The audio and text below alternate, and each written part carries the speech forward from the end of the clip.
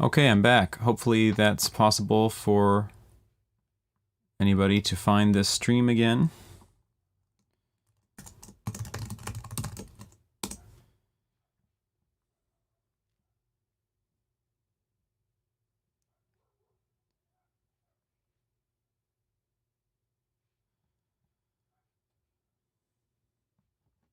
So yeah, I'll just wait a few minutes to make sure everything is good. For people in the future watching the replay of this, sorry, skip ahead a little bit. I had some issue with the chat just not working for some reason.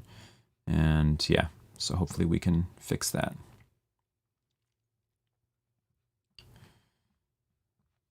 And I'm just gonna copy this link. I'll be back here in 1 second.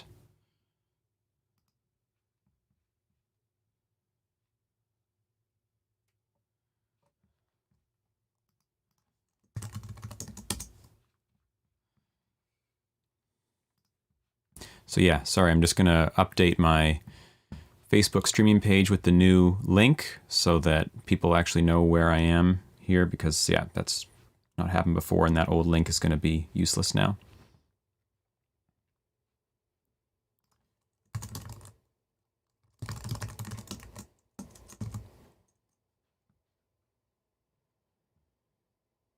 But I hope everybody's doing well today. I'm excited to make a beat with you all. Should be fun.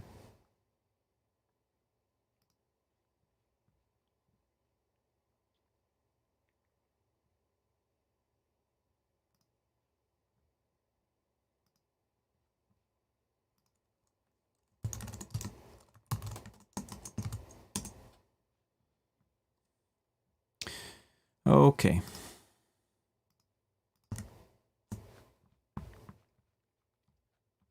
So let's bring this display back in here.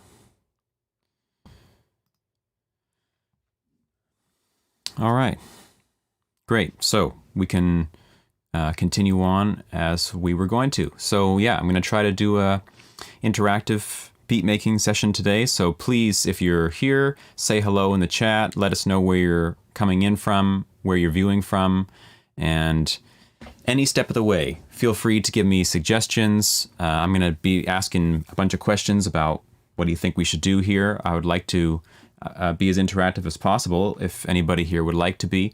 Of course, I'm fine to just make decisions on my own too. That's the way I've always worked, but I'm, yeah, pretty stoked on doing it with other people. So let's give it a shot. So the first thing we're going to do is pick a tempo. And I normally work pretty slow, like between 80 and, I don't know, 110 BPM. So I'm happy to work in that range, or we could go a bit faster.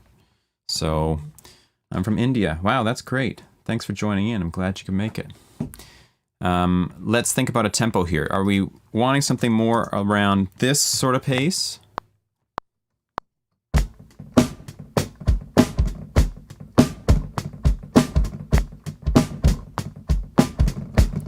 From Jamaica. Wow. Hello.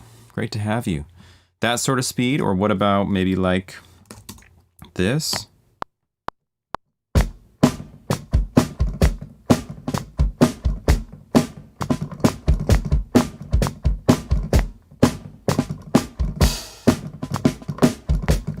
$128 BPM. Okay, talking about house music here. Hello, Ashwini. Great to have you here. So any other votes on the tempo thing? If not, we're going to take the 128 because that's the suggestion I'm seeing in the chat. I'll wait just another few seconds and then we can make a decision. Today I'm not doing house music, but I'm happy to work at that tempo and make it happen with the acoustic drums. Maybe we'll switch to electronic drums. I don't know. We'll see. So 128, I mean, I'm at 130, but, you know, just for sake of whatever, we'll try the 128 thing. Here we are.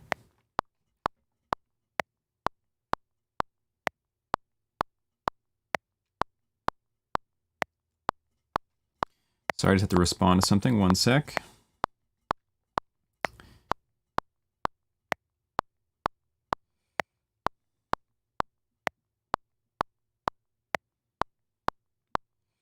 Okay, so here we go. We're at 128.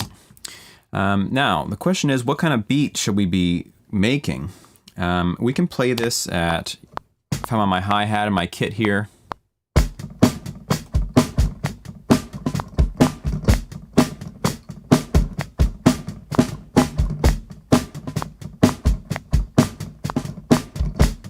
That sort of deal. It could be more like 4 on the floor.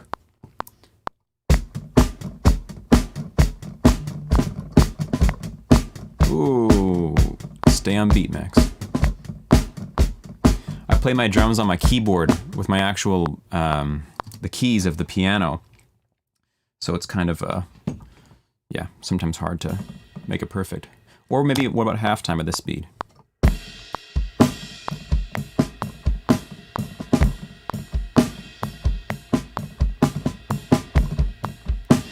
So, any opinions on that? Do we like the halftime thing or the regular? So, here's a regular. Or halftime.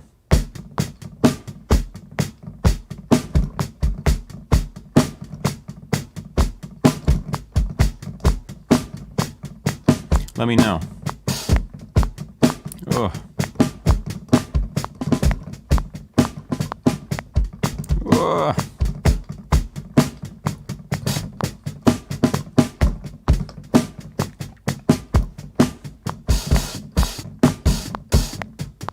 Oof, wow. I don't know how long the delay on the stream is, so we're going to have to try to figure that out. But I probably prefer the halftime thing myself. We might go between it, but I'm not seeing any responses in the chat on that question.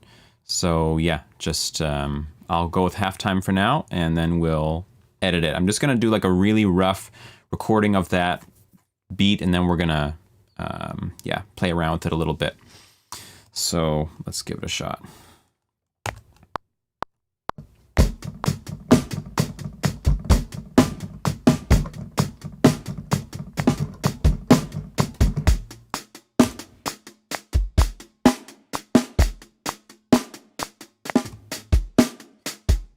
Okay, so I've spent some time the last day trying to work out the MIDI delay. Like, I have a issue with the offset when I record MIDI. It doesn't stay on alignment with how I actually played it, unfortunately.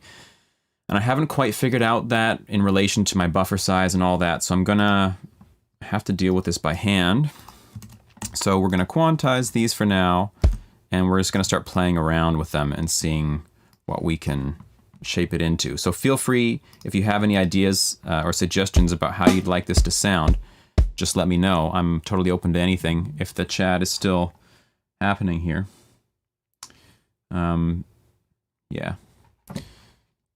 It's a Studio One problem. You're talking about the MIDI offset. Yeah, MIDI timing is weird sometimes. Yeah, I was doing some tests yesterday playing with the QWERTY keyboard like this because it's like super snappy to like tap the keyboard, and putting very low buffer size, tapping on here, and it was like perfect. But when I use my actual MIDI controller, which is a big weighted keyboard, 88 key thing, I get a weird offset, and the offset actually depends on my buffer size. At different buffer sizes, I get different offsets, and yeah, I gotta do some experimenting there. Heard about the problem as well. Okay, so we're in business here. And hello to all of you. Thanks for joining in. If you want to let us know where you're joining in from, I'd be happy to know. It's kind of cool to see where everybody is from around the world. And if you didn't see the beginning, the point of this stream is to be interactive. So please, if you have any suggestions on the beat, feel free at any time to shout one out. I'm very open to that.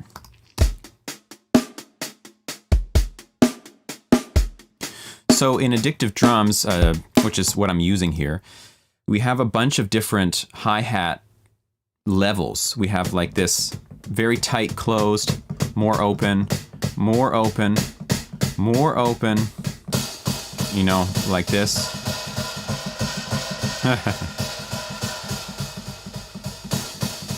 Hi, sweetie. How rude of me. Not rude at all. Barry Island, UK. That's great. Thank you. So yeah, we're just gonna like play around with a little bit here. I generally like the real pumping. So we're gonna hit those heavy open, more open hats on the quarter notes.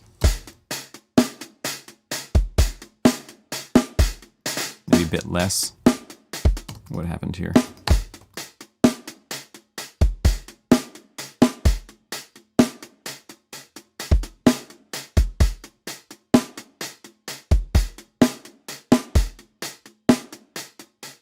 And I had a little snare here, didn't I? A little ghost note.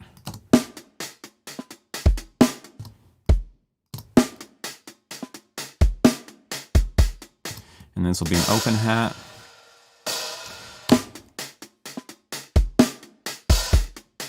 There's this sound that I fell in love with. I think a lot of people do when I was young with drums, when kicks and hi-hats hit together and you get that psst, psst, psst sound, or when it's open, psst, psst, psst, and then it closes. Man, that's just where it's at. So I'm always like a little bit on that tip, trying to, I don't know, engineer the perfect sound. And then when you saturate the thing, man, you get a good effect. And we're definitely going to be saturating this because that's just the way I live with drums.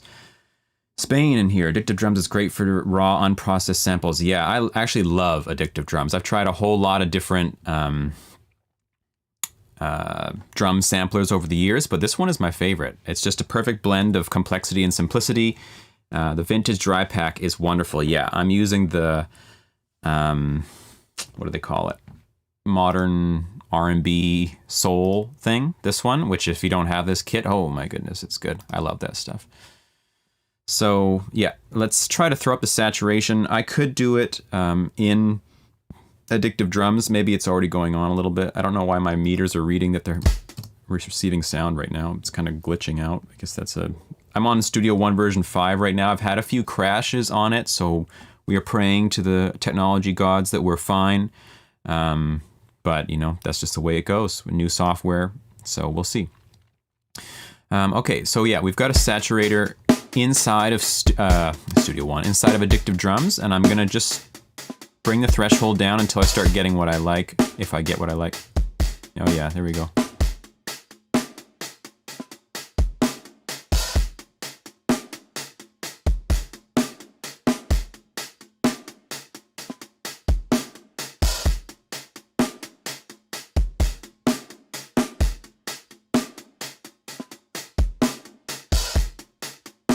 Okay, we like it. Let's get a clap. Where am I?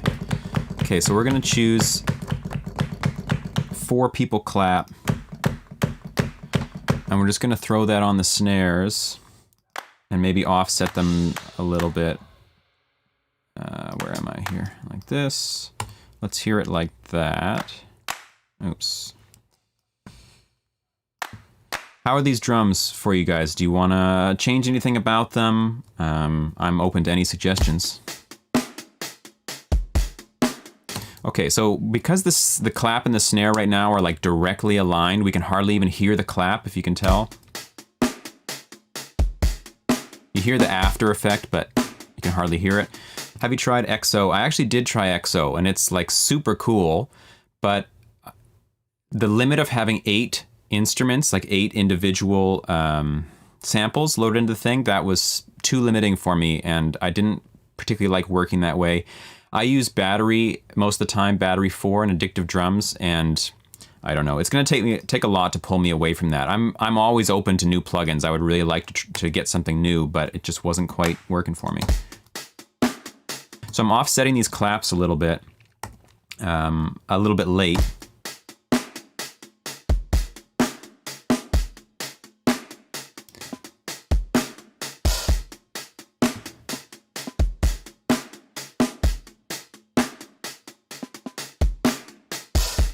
What's good, Innes? Good to see you. Where are you calling from? Where are you in the chat from? Where do you live?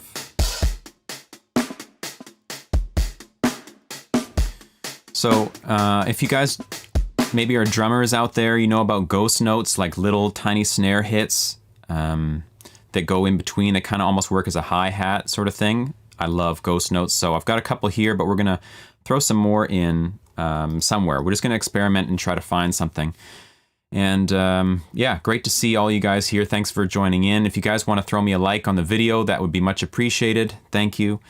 If not, of course, that's totally fine too, whatever you like. But, you know, just as a reminder, it really helps me out. So let's try to throw some ghost notes in here. And if you have any suggestions on the beat, as always, let me know. So you hear that, all those little things, that's what we're looking for.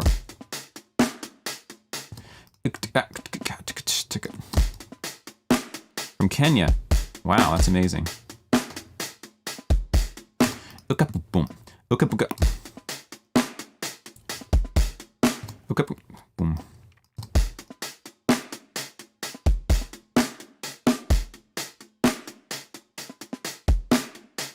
Okay, that's it. Okay. Is there anybody in the chat who's actually a drummer? I got a question.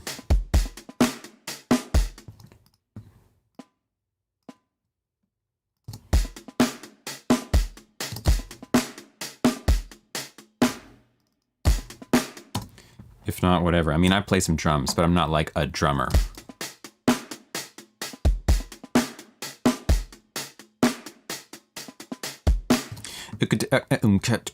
Maybe one more in here. Maybe it's too many. We'll see.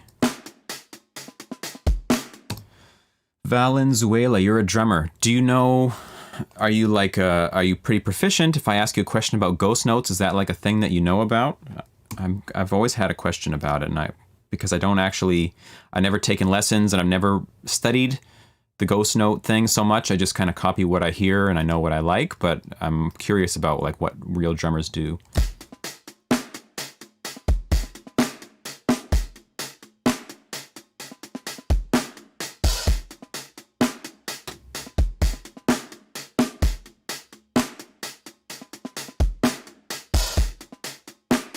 So I quite like how this is sounding right now.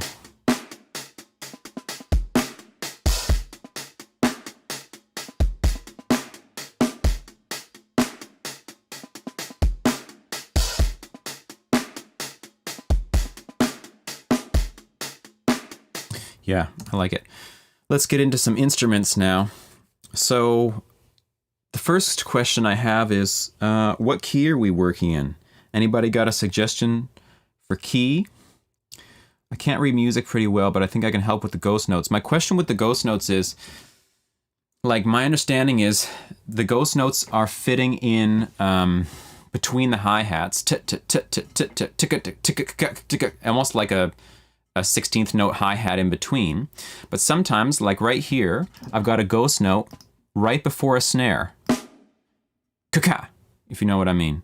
So like that'd be like your left hand on a ghost note and then right away hitting a full snare. Is that a thing that people do? I feel like I hear that, but it kind of seems like physically that's maybe difficult to like hit the hi-hat, hit a super light ghost note, and then immediately hit the snare and the hi-hat together again. Like right here. That sort of thing. It sounds cool, so I assume people do it, but it seems like it would be difficult. I want Studio One user interface detail video. I'm an FL Studio user and I want to switch to Studio One. Studio interface, I have a whole bunch of videos on that. Have you seen them in my Studio One course? Like on the early videos where I go through all the interface stuff basically. I have a whole, I think you've seen them. I have a whole course on Studio One. Maybe you haven't, I don't know. You can let me know. Nate, wow. Nate's my brother. Just, to call him out here. You'd use the same hand. Yeah, that's what I think too. You use the same hand, but can you like get that, you know what I mean? Like switch from super light to heavy right away? That sort of thing? I guess so. Probably drummers can do anything. A double accenting the second hit. Yeah, right.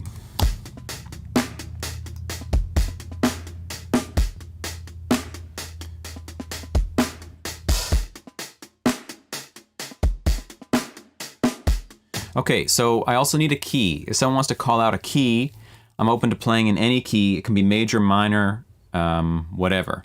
Like, anybody got, I don't know, a difficult key? There's not really many difficult keys, but, I'm open to any suggestions.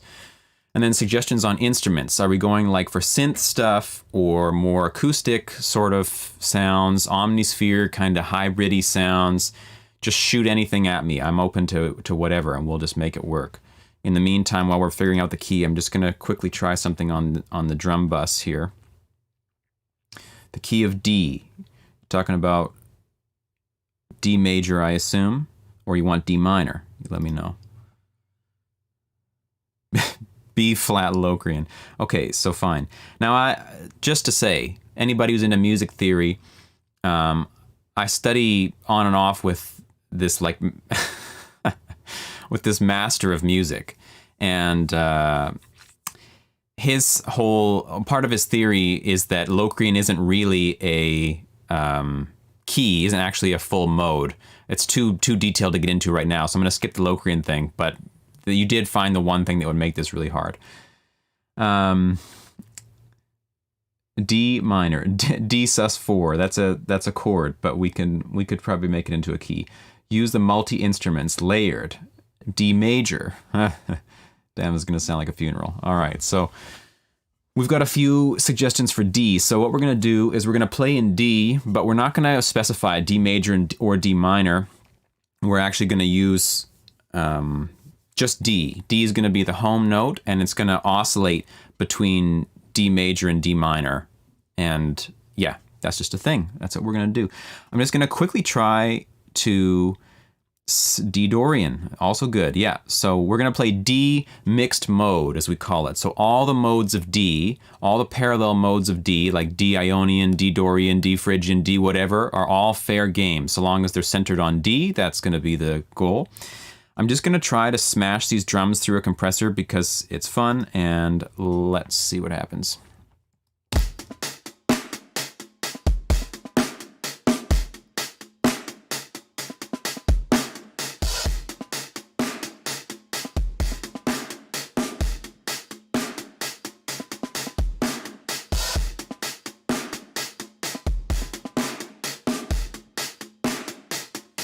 Okay, let's do like a parallel compression thing here. We're gonna bring up the dry gain. So this is the unaffected original signal. Now we're gonna bring up the parallel. Max loves D.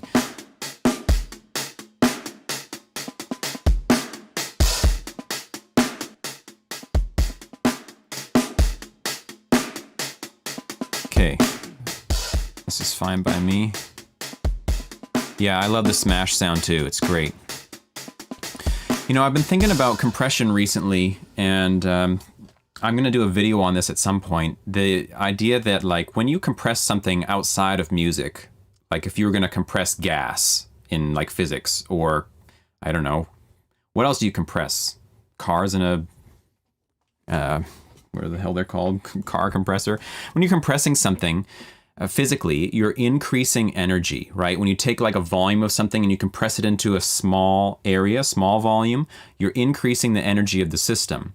And that's the same thing that happens with compression in audio too. When you're limiting the range that a thing has to work in, and you're bringing the sound in to a smaller space, so to speak, a smaller dynamic space, you increase the perceived energy of the whole thing.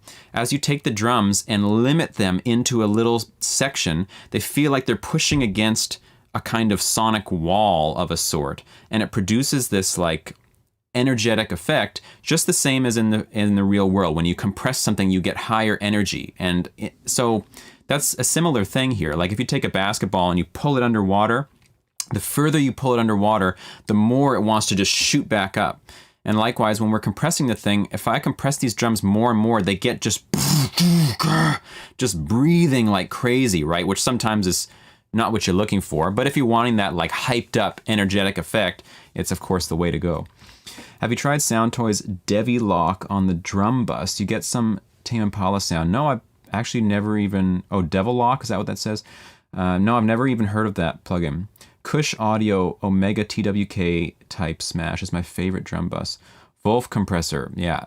I don't know about the Kush one. I know about the Wolf one, of course. I mean, if you guys don't know about Goodhertz is who makes Wolf compressor. They make some amazing plugins. And Wolfpack, the band, the guy from the band, Jack Stratton, helped design this Wolf compressor. It's just like killer. I don't own it, but my brother does, and I've seen him use it and some other people, and I love the sound. So, okay, yeah, we're in the key of D. So let's get a sound going here. I'm going to use Omnisphere. This is Omnisphere 2 for anybody unfamiliar with it, Omnisphere is an amazing plugin. I use it all the time. It's best used, in my opinion, for sort of like hybrid sounds where you're combining synthy parts with real things, with sampled sounds, and they have some amazing stuff in there. Also, they make this other plugin called Keyscape, which has some of the world's greatest keyboard instruments highly sampled and put into one package, and you can open that from within Omnisphere, and then they kind of combine in interesting ways, and yeah, so it's very nice. Sometimes what I like to do is just shuffle the entire library of stuff in here and see what comes out. A lot of times nothing comes out because there's like 10,000 presets, and a lot of them aren't, you know, so conducive to like playing, I don't know, chords or whatever. I guess that's the next question I have is, okay, we're in D, but should we start with chords, start with melody, start with bass? What do you think? They all end up with different results depending on what musical element you start with. Retroland, yeah, let's click on that. It's a good idea. So yeah, what do you think? Should we start with melody, chords, or bass? I used to, when I was first coming up writing music, I would just write chord progressions first all the time. I came from a guitar and piano background, so I was always like thinking in chords and trying to set the tone first with the chord progression and then writing a melody to it. And I think a lot of people do it that way. But actually, I get some really good results writing melody first and also writing bass first. I mean, they all produce different things. So, yeah, I'm curious. What are we saying here? Start with bass groove, with melody. Wolf based on the Boss SP. Yeah, that's right. I remember I watched a video on that. Shuffle, sound match, replace sound source. Shuffle, sound match, replace sound source. I've never tried that. Let's do that for the next sound. Chords and melody. Okay. Well, we've got 2 votes for the melody thing here, and I guess 2 votes for the chord thing. Let's start melody first, and then we'll just see what happens. So we're gonna look for a sound then that is conducive to playing melodies in this, which is probably not that.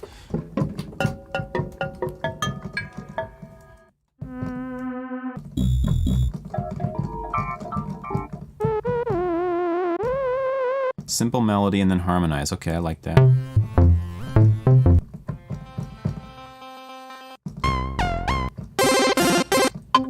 How's this volume for you guys? Is it like blowing your ears off, or is it okay against my voice? Oh my god.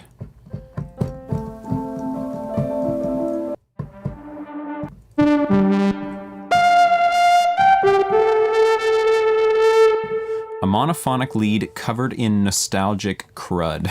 That's a great description. Good volume. I actually kind of like that sound. I'm gonna give it a shot. Sounds fine. Good. Okay. Oh, I should probably, let me just put a limiter on my master output so that we don't clip for you guys here, which we've already done at some point.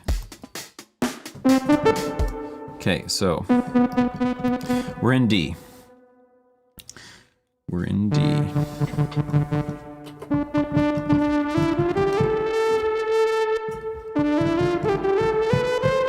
There's a D Dorian. Someone suggested that. Maybe we'll start there.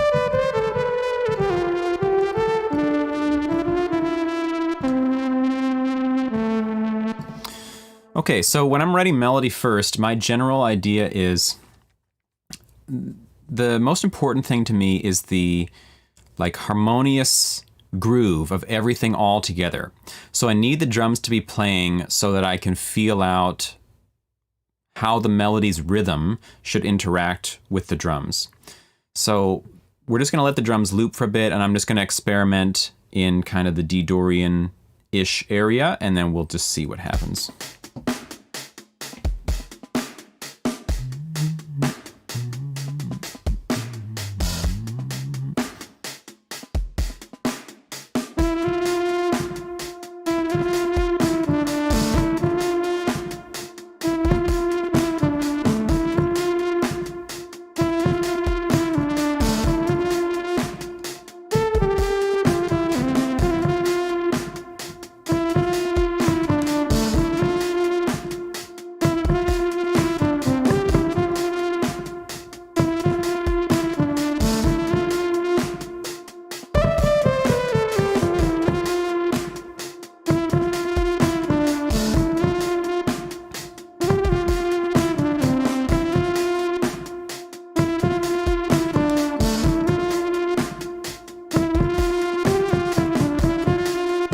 try something like that. I'm just going to duplicate the loop of the drums twice as long, just in case I'm doing like an 8-bar thing here.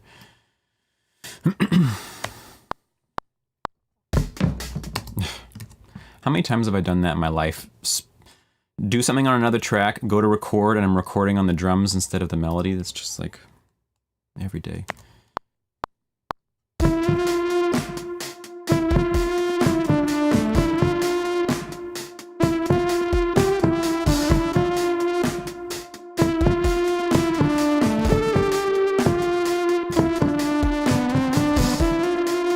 So it's okay, some editing maybe in there. Yeah, see, everything gets recorded early. Even when I feel like I'm really right on the beat, something about my MIDI offset is just not working.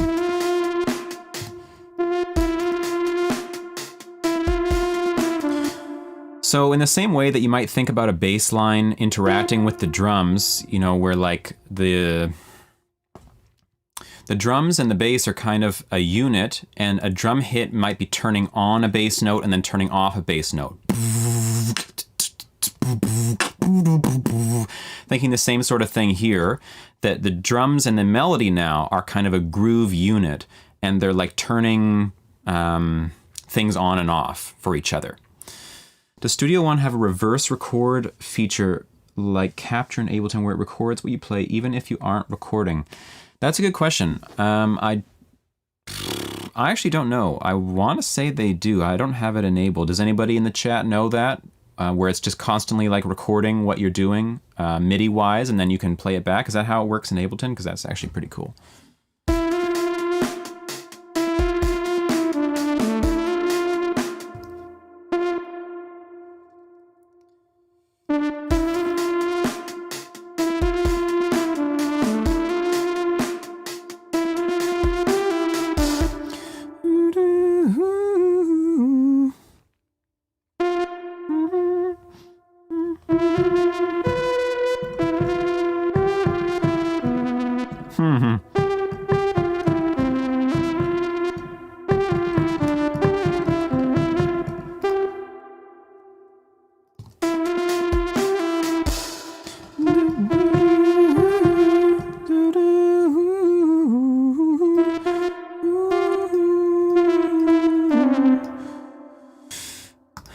So we haven't actually hit the Dorian sixth in this melody yet. We're going to get the Dorian vibe to come in from the harmony, to harmonize these notes. If you know your minor scale, you know a minor scale's got a flat 6 in it, so a Dorian scale has a natural 6, a major 6th, and so long as you're not hitting that 6th note, like the flat 6th in the melody, the harmony can hit it for you. Of course, you can hit it in the melody and then later hit it in the harmony, but just together. You wouldn't want to hit, in this case, the B and the B flat simultaneously, or maybe you do, I don't know. I don't want to hit it, but maybe someone does. Like it could be hit right here, it's gonna be weird. We'll get it in there somewhere.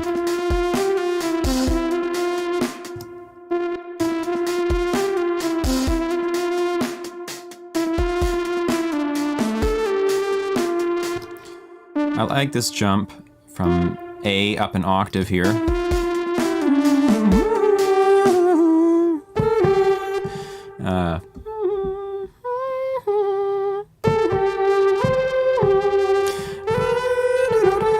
Yeah.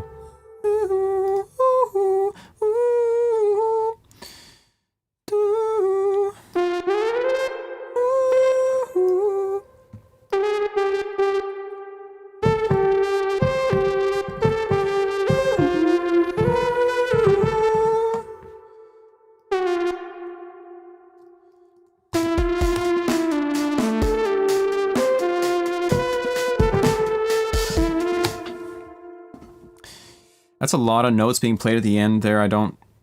Yeah, might have to split that across another instrument. We'll see.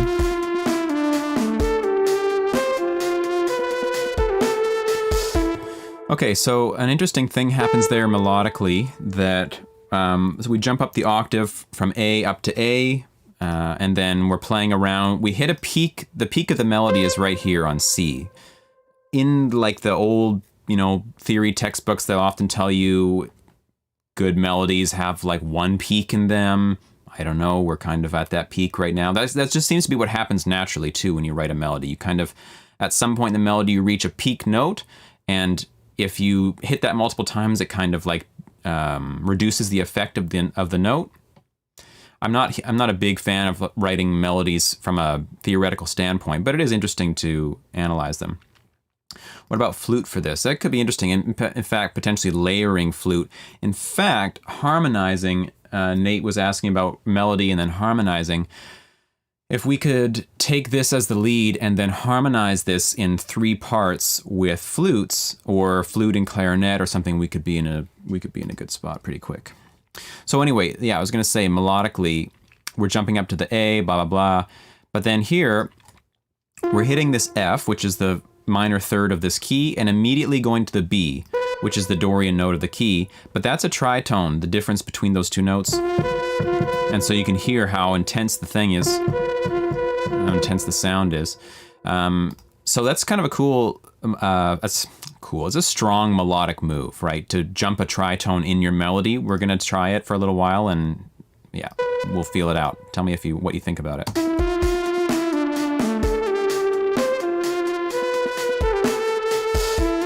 This thing kind of sounds like a trumpet, hey?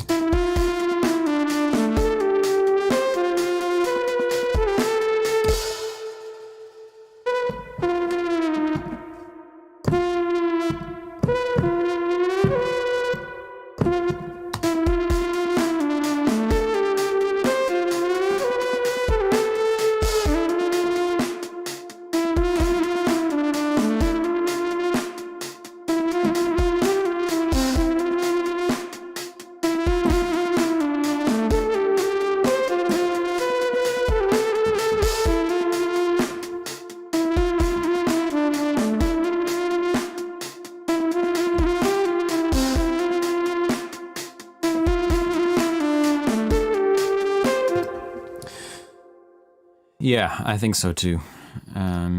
Okay, we're gonna just turn this melody down a little bit.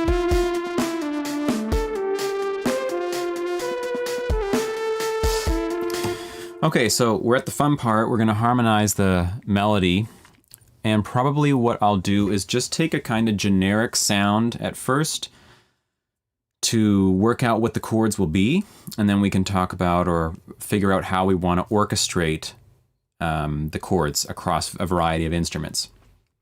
So we'll just use a simple serum patch to get the chords down. This is not the patch we're looking for. These are not the droids you're looking for.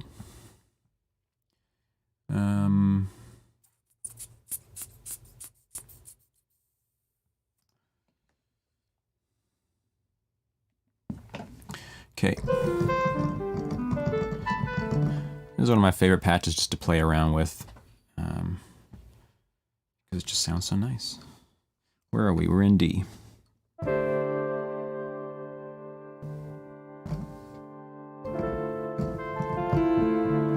How nice is that? It got that like retro nostalgic vibe, plus like just because it doesn't have too many harmonics in it, it works real well for dense chords. Okay, maybe down an octave even.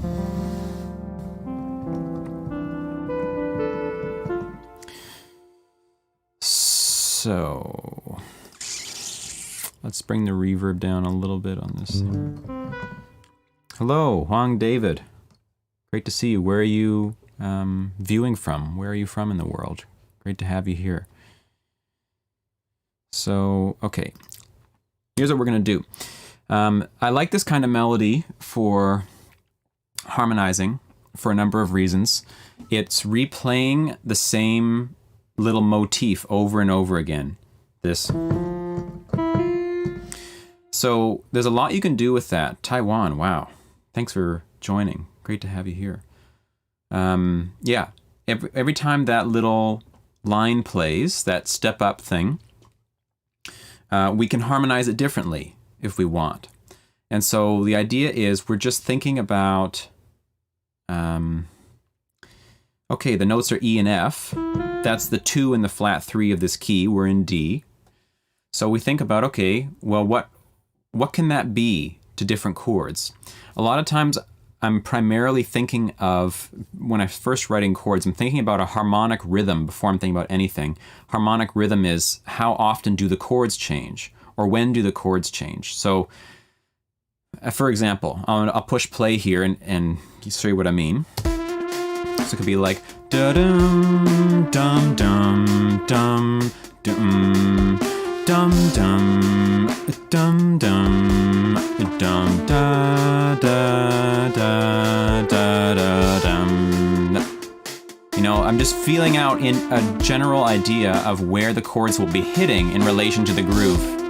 Dum dum dum dum dum dum dum da da dum da dum da dum da dum dum dum da dum dum dum dum dum da da dum.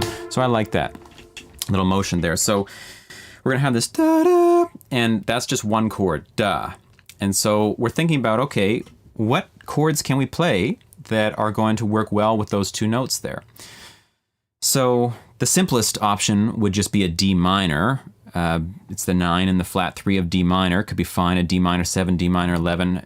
Those that know me know I'm big into the jazz harmony sort of thing. Maybe I should try to stay away from it because it's just my, I don't know, we'll see. Probably not, because that's just what I like to do.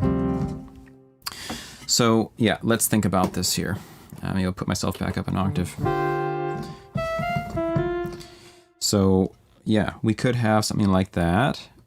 D minor.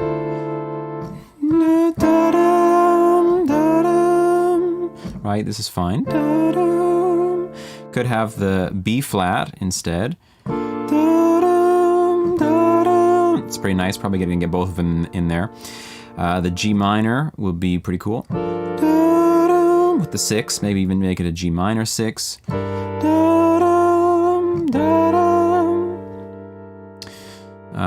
The F could work as well. So let's start with the B flat and think about a voicing. Yeah, I like the B flat feel, me too. Okay, so.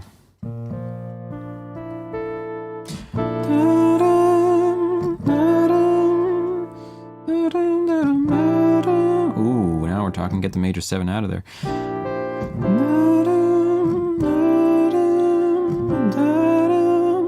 This is nice. So, we're just gonna piecemeal this together. I'm not really a good enough keyboard player to like bang out some magic in like a second, sadly, but we're just gonna lay this first chord down.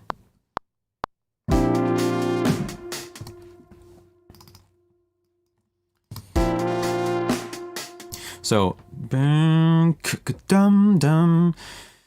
So that next chord that's going to fill in this little section here is going to have to do with whatever the next chord is. So as in, whatever lands on that next hit is going to dictate what the previous chord is going to be. That might be familiar to you, might not be. Is all about like, yeah, approach harmony, it's called, right? So you have target chords that land on particular important notes, and then you have approach chords that pull you to those notes, right? So let's see, if someone want to throw out a note, if you know your keys, maybe a note in the key of D, and let's see if we can get a chord based on that root note on this next kind of important hit, and then we're going to try to transition between the notes. We've already got a B flat, so that's funny. The first chord we play is a B flat. I was trying to play in D Dorian. The characteristic note there is B, not B flat, and the first chord we play is a B flat major 9. I'm actually playing right now, this first chord is a B flat 6/9. So I took out the major 7 in favor of the 6. That's because when you play getting my words twisted up here. That first note, that's a sharp 11 against the B flat. Lydian note. If you put a major 7 in there too, that's a spicy chord, man. That's like the darkest major chord you can make as far as I'm concerned. right? So F sharp. F sharp is gonna be, I don't actually even think it's gonna work. It's like one of the notes that is going to probably clash in every way. I will try though. I'll try to make it work because, yeah, for theoretical reasons, this is going to gonna be interesting. Let's see.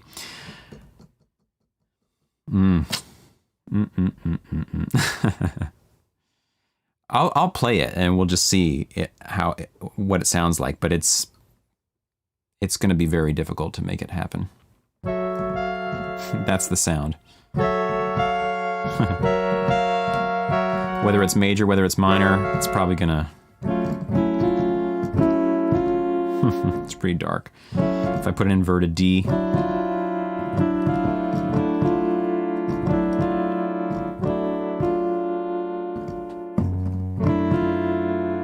It's pretty fucking crazy. Major third and a minor third in the same thing. Wow. That's a Ted Green short visit note. Yeah. Well, we could do something like that, though. Could do something like that. I kind of like that idea, actually. Let's see if we can make it work. I'm playing an inverted D major, so D major over F sharp in the bass with a D major, add 9 on top. And then as the note goes up to an F, immediately dropping it to a D minor inverted to match the thing like that. It's kind of cool. Let's try it.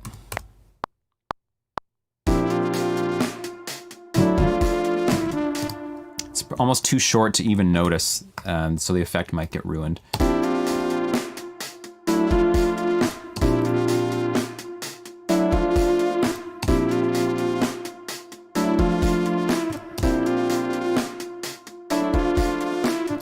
What do we think? Want to try it or try something different?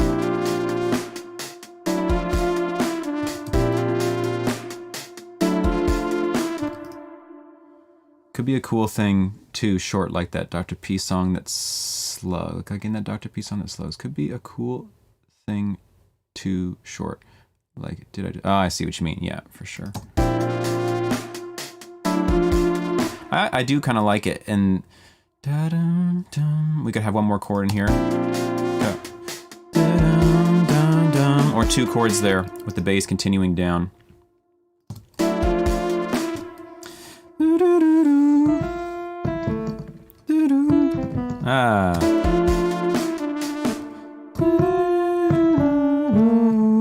So could be, and this could be maybe, or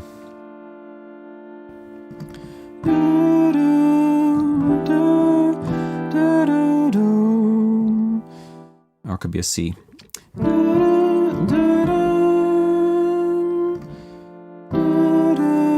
This is nice.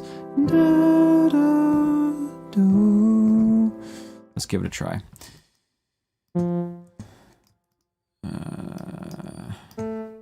So these chords are just a sketch right now. We may end up actually using the sound too, but I did want to do like a 3-part harmony thing, so we'll see.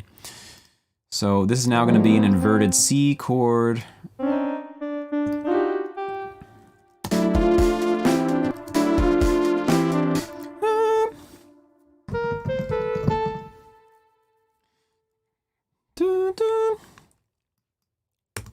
Oops, why did that happen?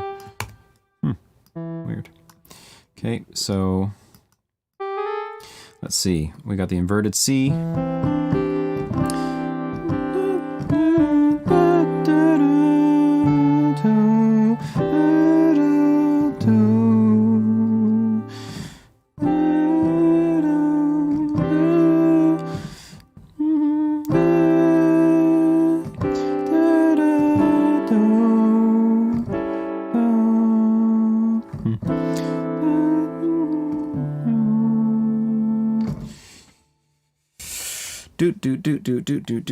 Do.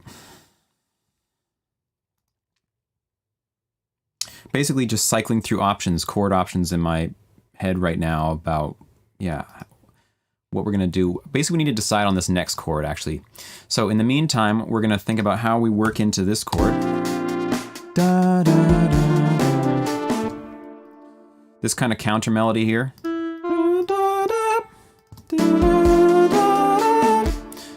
nice against the main melody. Have some flute thing doing that. Okay, so if we're coming into a D major chord, there's a lot of kind of obvious choices as to how we might lead into that. The notes in F sharp, so the bass, let's throw these bass notes down an octave. And yeah, let's try to get a connecting thing in here. Anybody in the chat know this from your music theory studies? Like, what would be the most obvious choice? If we're trying to get into a D chord, what would be the first option as to like what chord might pull us there? There's a few options, but there's one that's like what the music theory textbooks will tell you to do. Any ideas on that?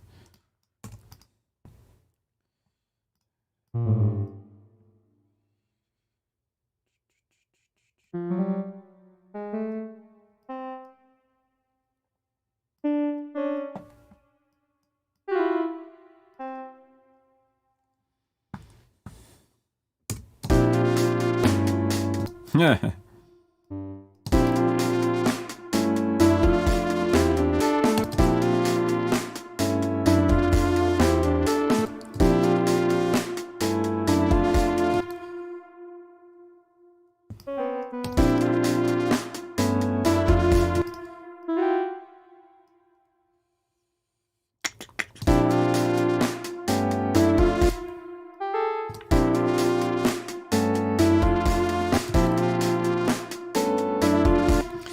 So I'm trying to use an A7 in third inversion, A7 with G in the bass. It's not quite, it is kind of cool.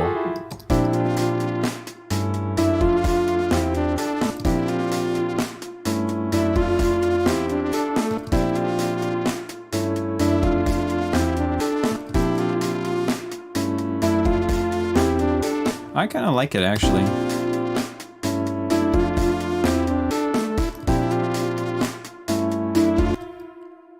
The chord, And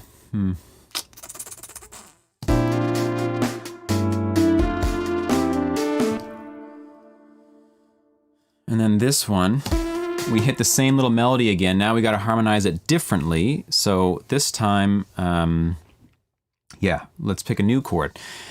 Hello to anybody new in the chat, by the way. In case you joined, we're doing an interactive session here, so please feel free to say where you're viewing from and give any suggestions or whatever you'd like to say. I'm happy to chat with you. It's great.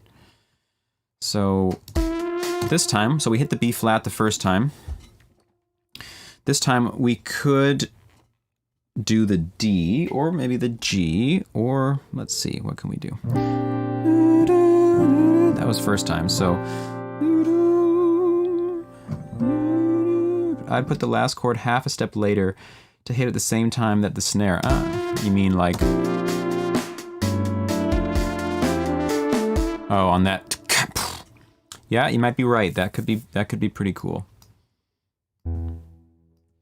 This last chord is not decided quite yet, other than the melody note, but I like the thinking. That's a pretty cool idea, actually. Thanks.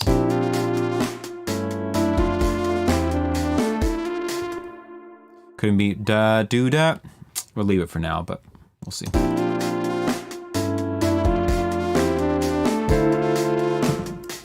There's the D minor.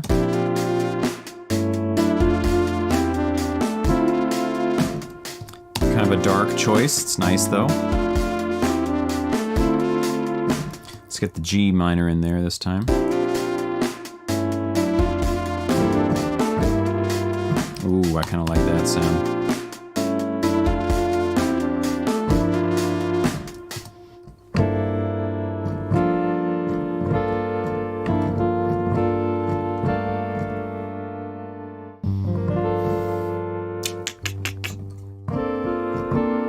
This is like a G minor 11 sort of thing.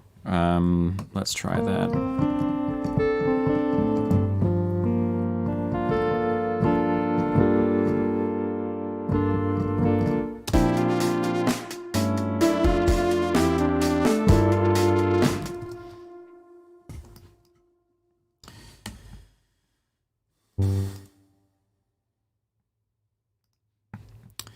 Okay, so let's quantize our ends as well. Okay, so yep. Right, so the idea being that, okay, we have a G minor here now as the next main pillar of our harmonized melody. And we want to know what should be our chord leading us into that. So luckily for us, we can see that our bass has been descending. G, F sharp, F, E. The fifth of G is D. So if we just drop the bass one more, we're on a D. If we play ourselves some kind of D7-y, ew, that was a bad option. Where am I looking here? Like this. D7 altered sort of thing, or even just straight D7. That will pull us to G. Right? So we could try that. We got D. We got, let's just do straight D7 and see what we get.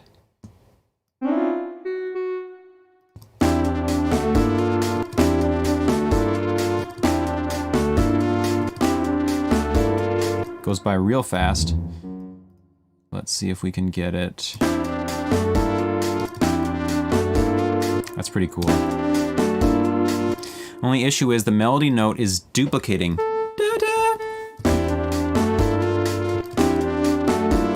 We might need to drop the 9 in favor of nice voice leading.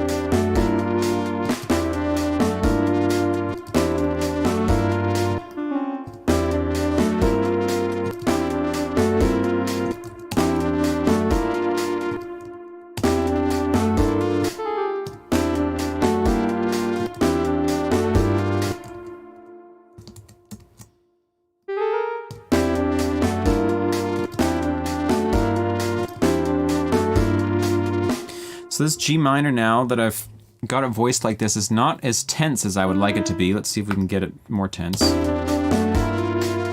Yo, Connor. Great that you're here. Please give me some suggestions on the beat. Here's what we got. We're in the key of D.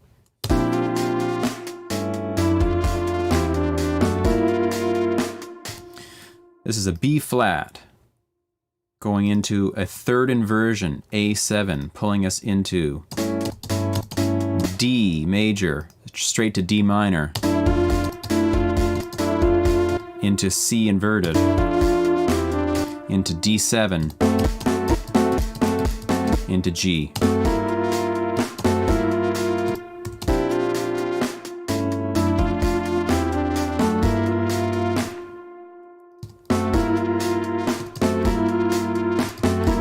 How do we feel about this melody note up here? Like, this is very cool. What's the word? Someone give me the word when things are diverging and counterpoint, two things are going. Oh my goodness. I just can't even think of it right now.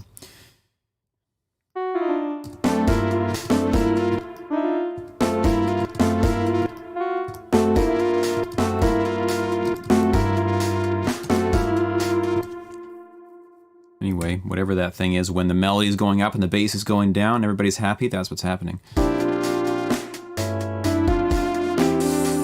No, it's not opposition, it's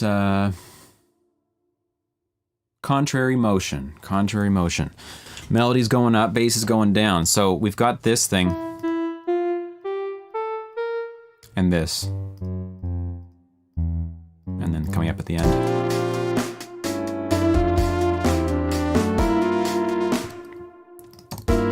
This is a chord I almost never play. This is a G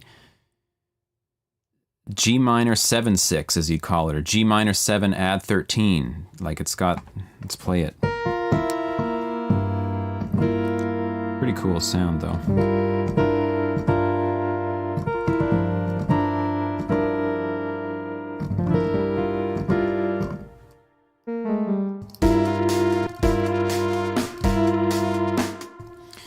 sometimes you get into these situations where I want the melody note to be here, but then it limits your chord options. So how do you get the tense sound you're looking for, right? Or whatever sound you're looking for while still maintaining the voice leading or whatever. It's one of these musical puzzles that I love to solve.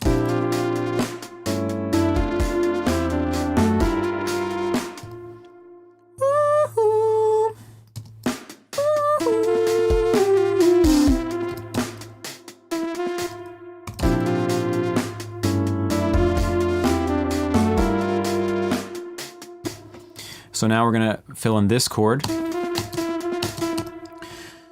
And we could think about some kind of surprising chord here, maybe. If we're in the key of D, we're kind of in the key of D minor, surprising chord. Anybody got ideas? Some kind of modal chord or something like that?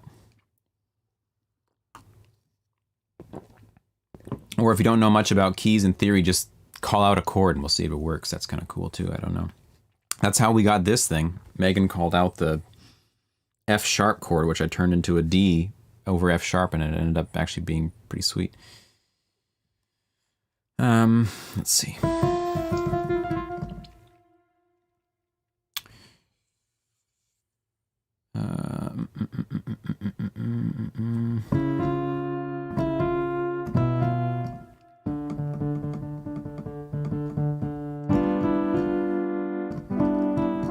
Oh yeah, we were trying to get the Dorian vibe in there at some point. Maybe this is the time.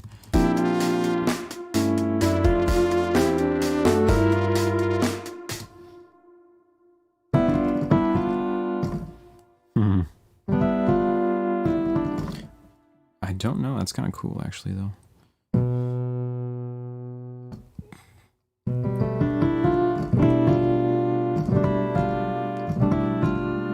Go from G minor to G major. Why not? How about G major first inversion? Just to be hip. B, G, A, D. G again.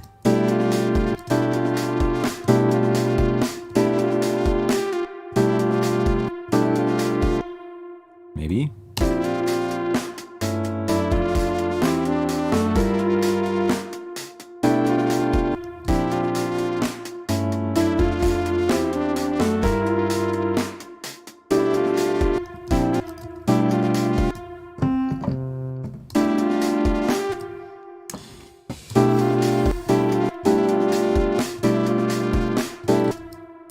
It's okay.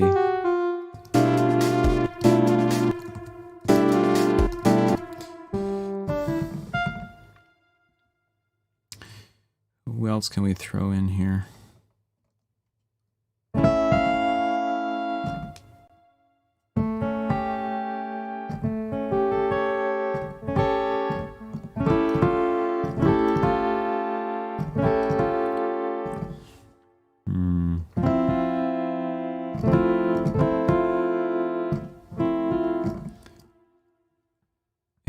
Yeah, I agree.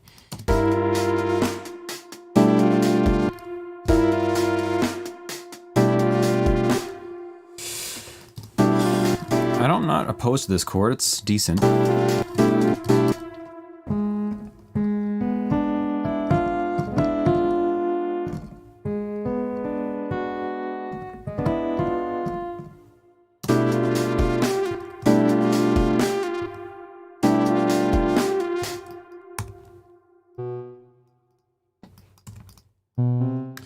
Let's see. So if we're on this B inverted here.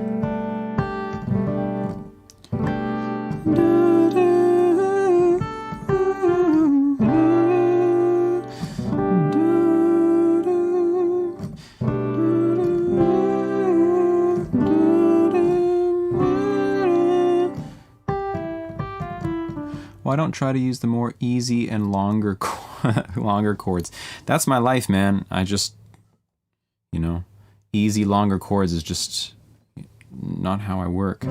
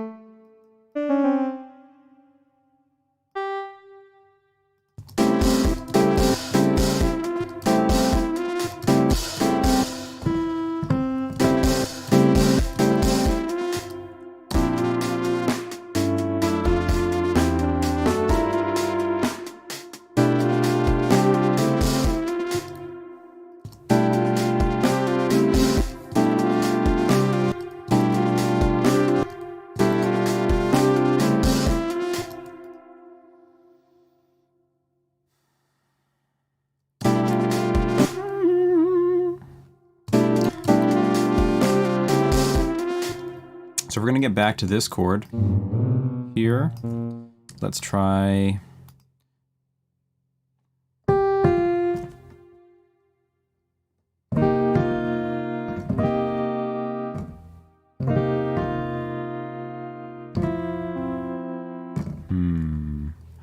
We'll make the melody more sharper. You mean to like have the melody more distinct from the chords?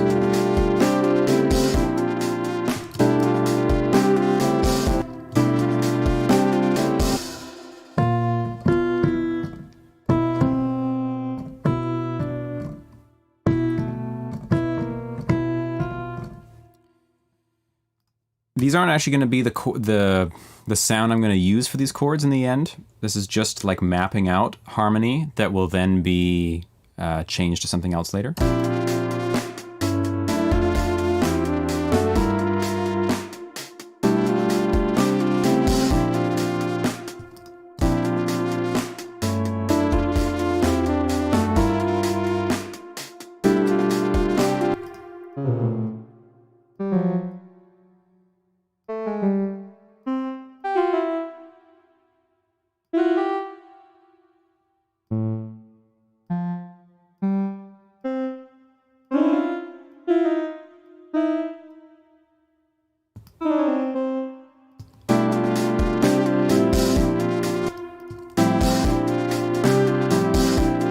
Oh, I like that.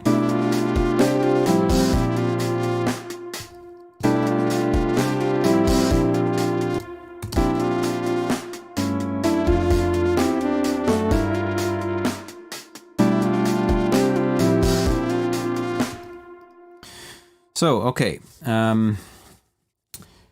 let's just...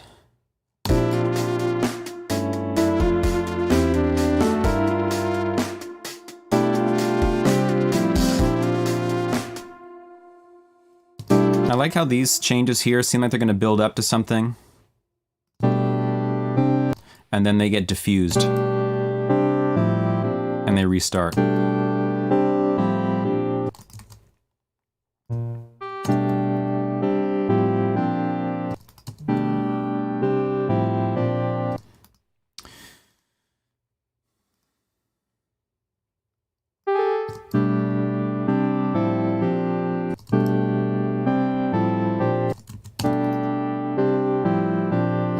Okay, I just want one more transition chord coming back into here.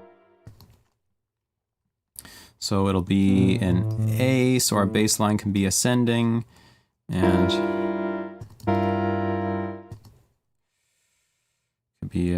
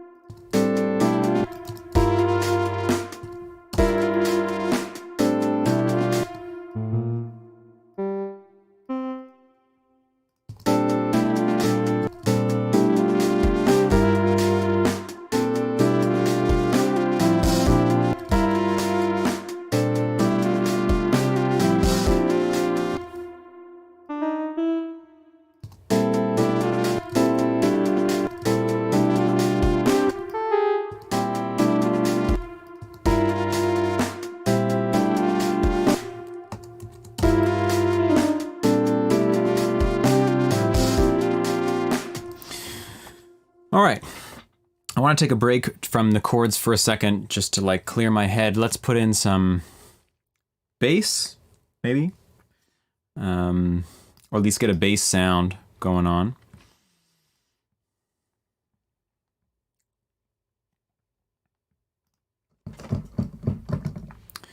Turn the synth on.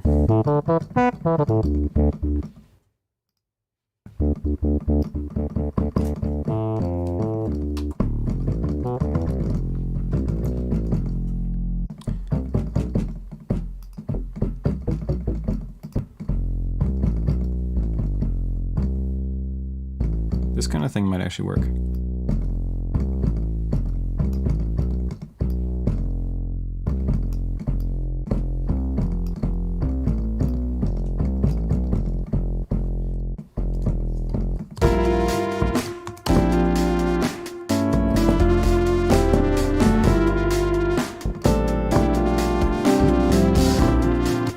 Let's just loop this section for a minute.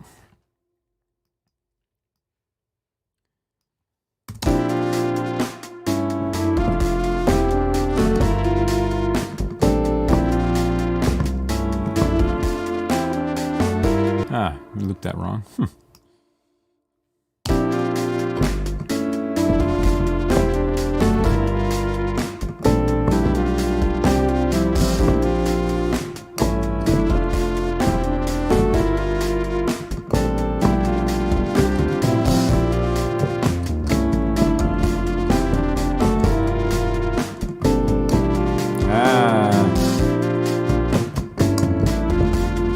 So a little space in there we should play.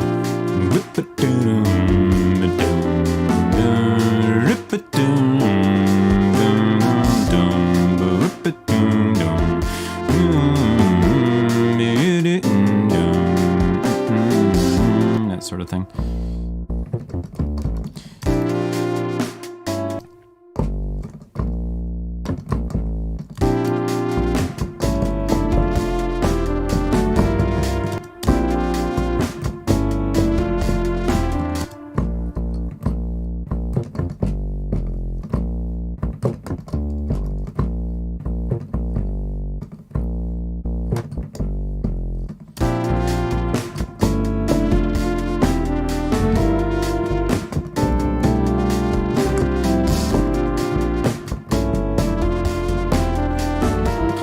Sound's not quite doing it for me.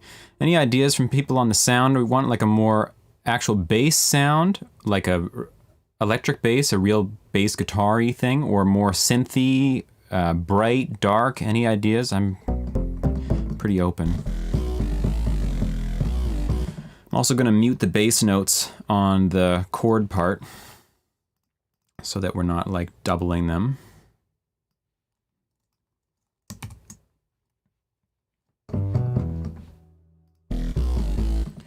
Yeah, I'll browse through some.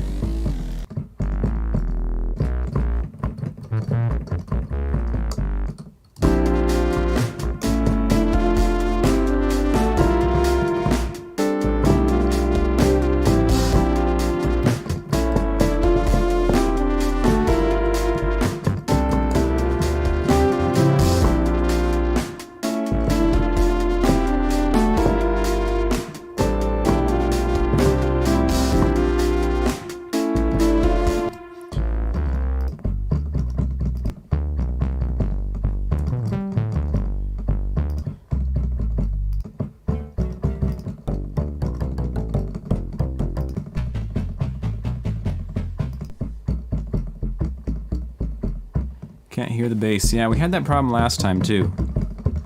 So I guess, yeah, it's just a laptop thing, because I can hear it really clearly. Anyone else in the chat, let me know if you can hear these bass sounds at all.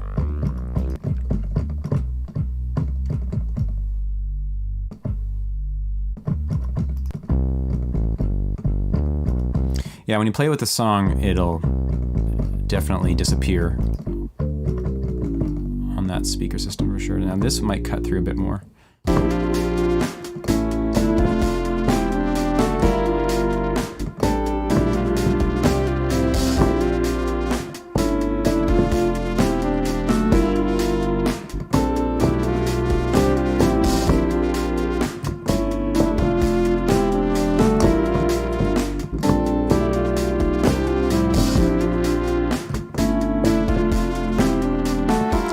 Yeah, the chords are pretty loud, actually. Let's turn them down. That will help us out.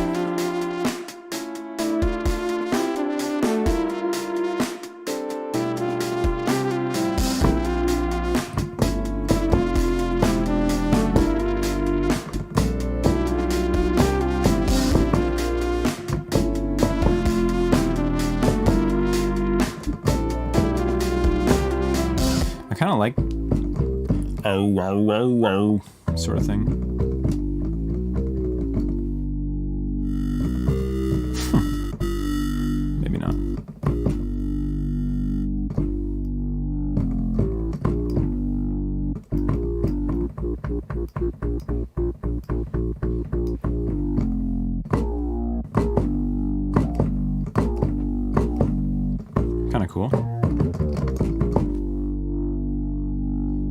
let's just put it in and then we'll try to work with it.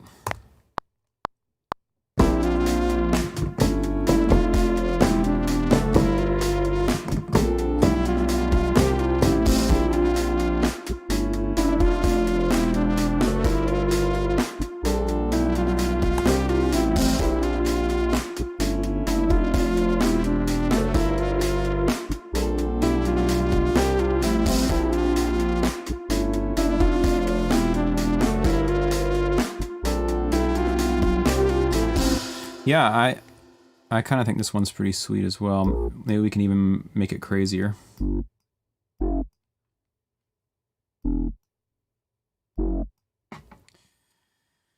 One of my favorite techniques for bass, comes from the world of playing real bass guitar, is these like muted notes where you just like tap the strings, well, not tap them. You play a note, but you deaden it, and it's very, very short. And it's got a very cool vibe when you use it on synth basses. I've only got a couple of them in here.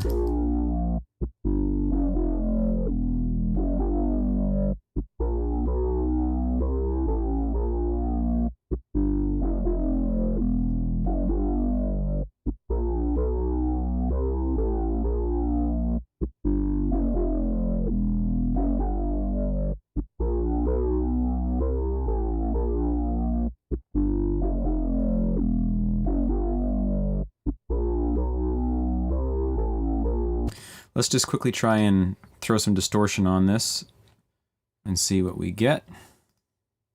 Let's put this maybe here, this here.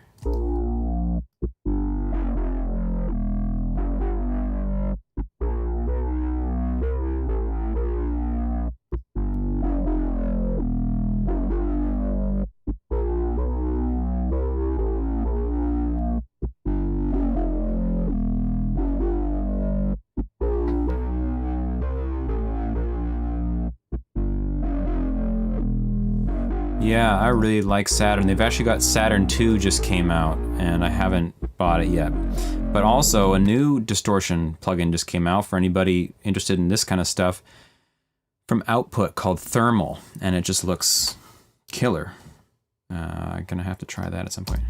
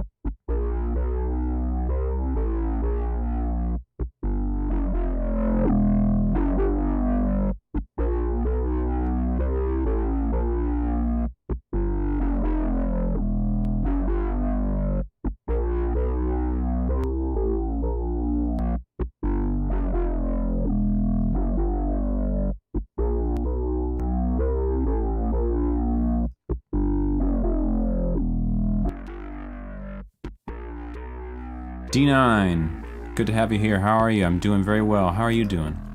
Thanks for stopping in.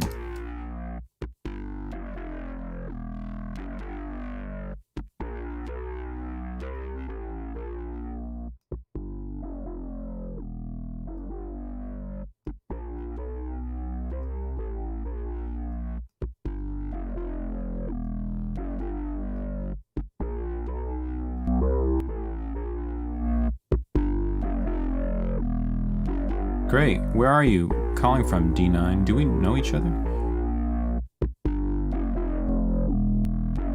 What genre? I don't even know. This is what it sounds like right now.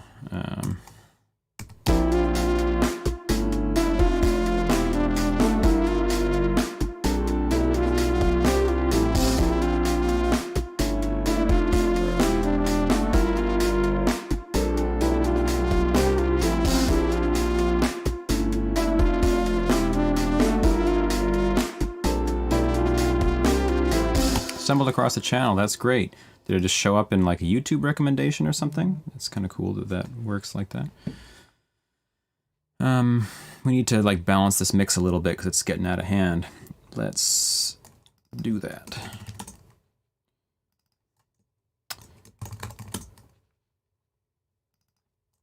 Search beat making. That'll do it. I'm just gonna turn the volume of my. Wow, good for you. Thanks for dropping in.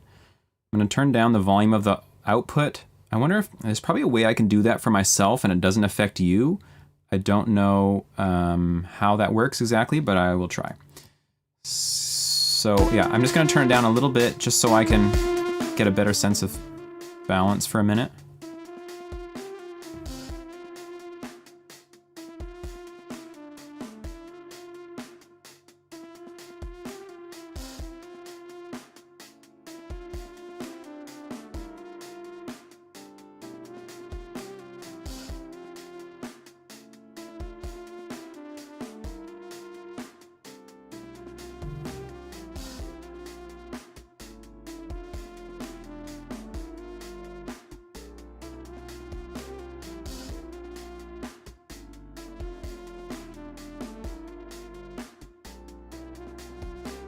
Okay, we're gonna make a little bit of side chaining happen.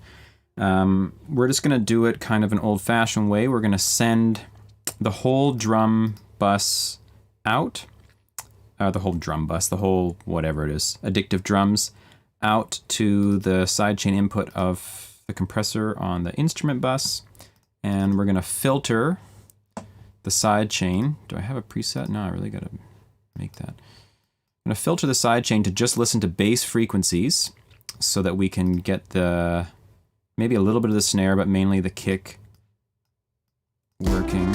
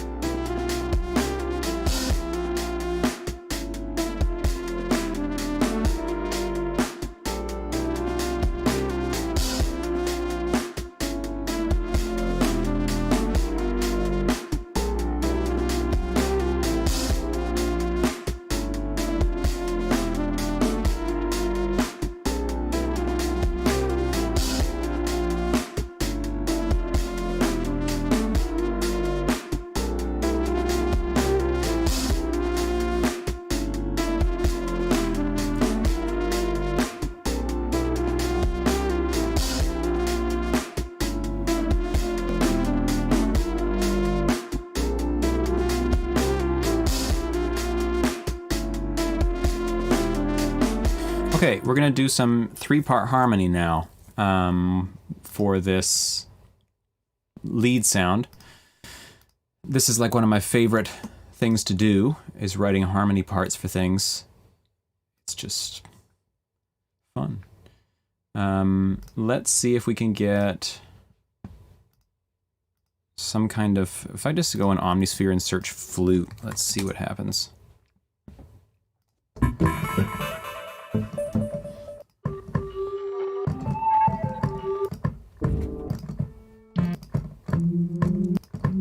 Oh, I'm still in retro. Let's get all the flutes.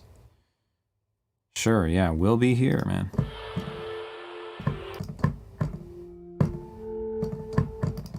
Hey, it's a Canadian pad. Great to meet you too. Thank you for being in the chat and participating. It's wonderful.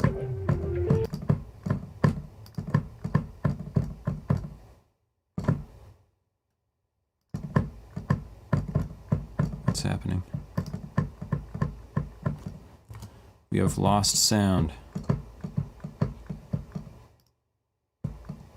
Ah, Studio One is not happy. Huh.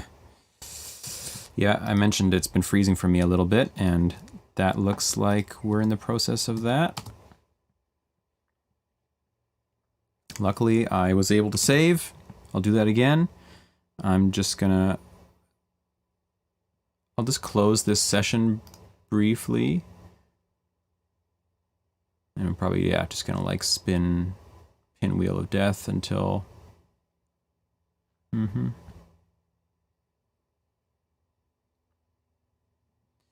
Okay, just to speed things along, let's force quit.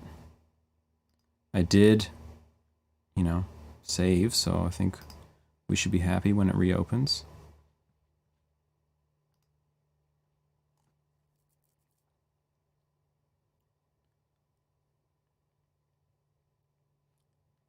Computers, geez. You know. Megan's my partner, for anyone who doesn't know, and so she knows like half my life is spent fixing computers, potentially more than half. Very good portion. Not because it's my job, just my job involves computers, so I gotta do it. Okay, we got sounds going on here. So we were searching flute.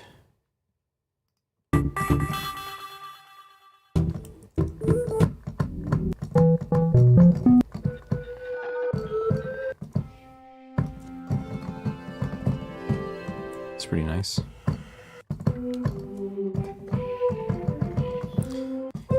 Yeah, definitely gotten better over the years, that's for sure. What's happening here?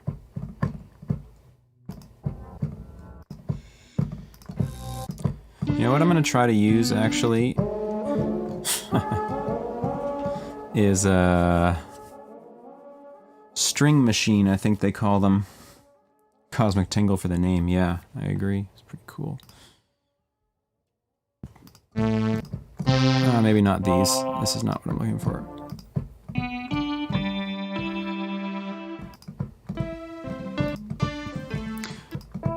There's a name. Yeah. There's a name for these things I'm looking for are called, well, they're called orchestrion or mellotron. Orchestrion. Do they have any of these in here? Orchestrion Mini. Okay, not at all what I'm looking for.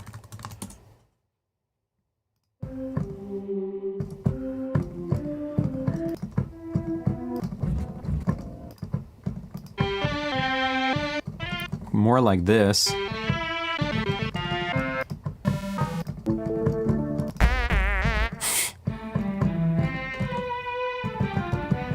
Yeah, there's so many good sounds, it's insane.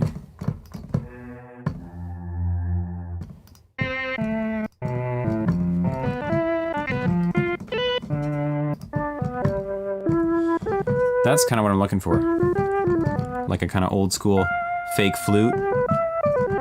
And we're gonna make it sound a bit better.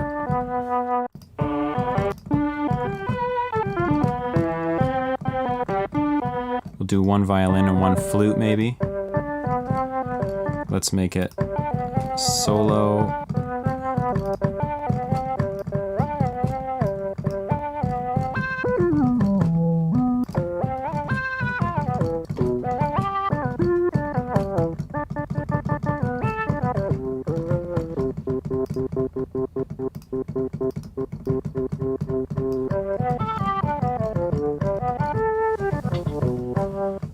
Let's just try this and see.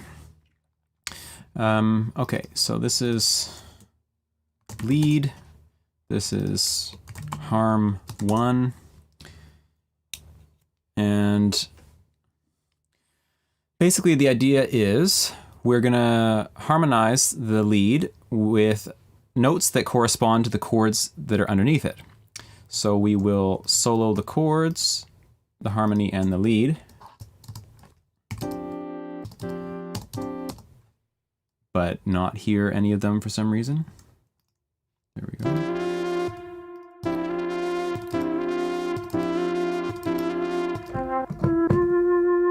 So this could be.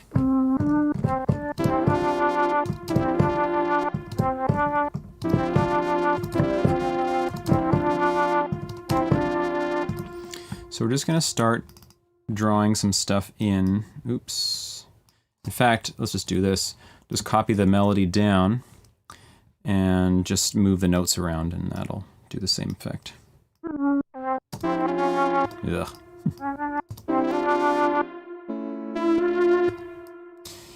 And then this chord was right.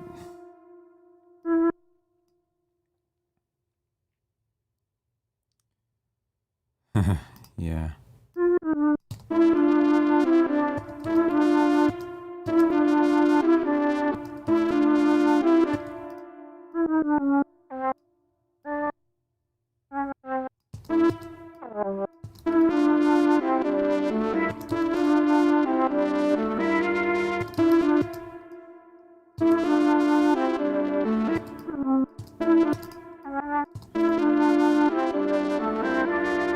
Why would I learn mine when I can just play that one? Yeah.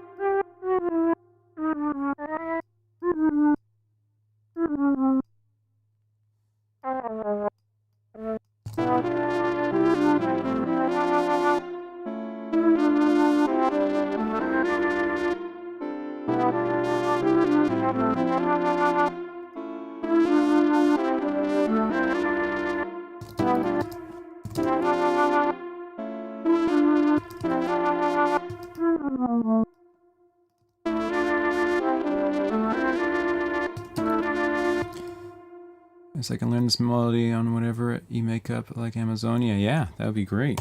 Now we can put the real flute in there at some point.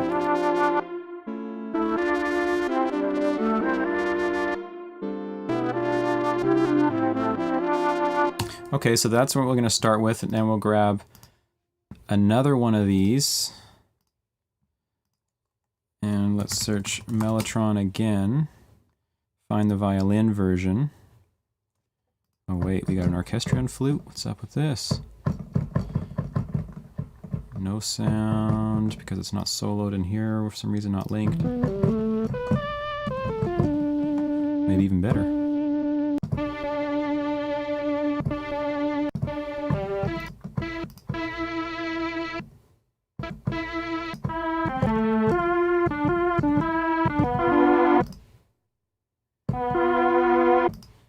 Let's solo, bit of glide.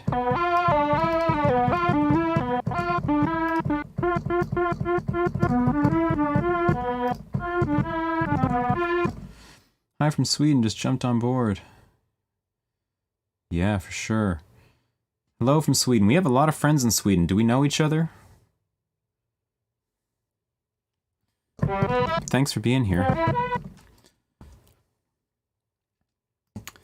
Okay, so now the question is, how low do we go with the harmony, or should we do an upper harmony?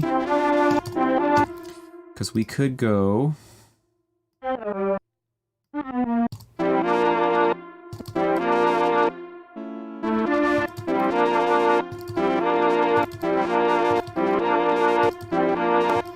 How about upper? Let's try.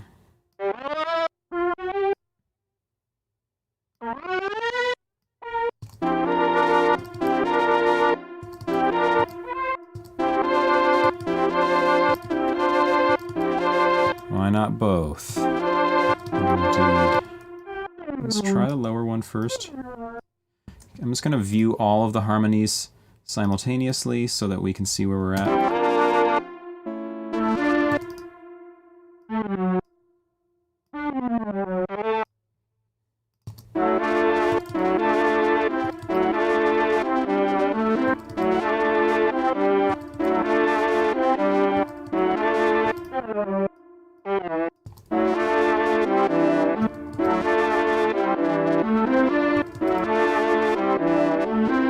So this melody gets pretty low, so the harmonies are starting to get kind of low.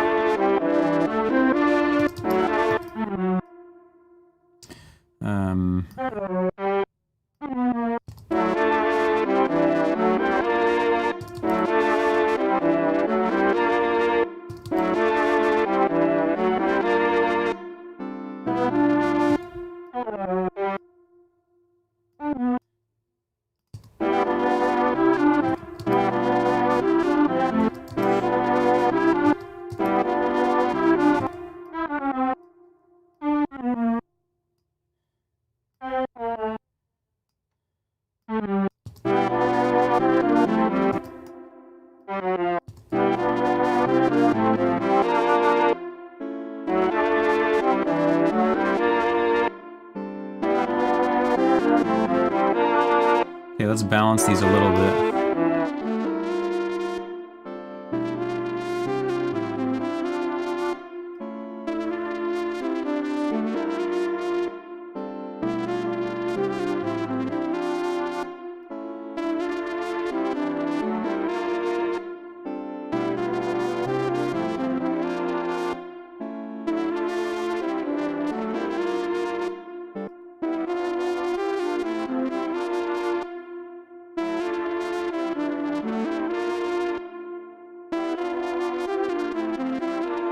So that's the harmonies all together.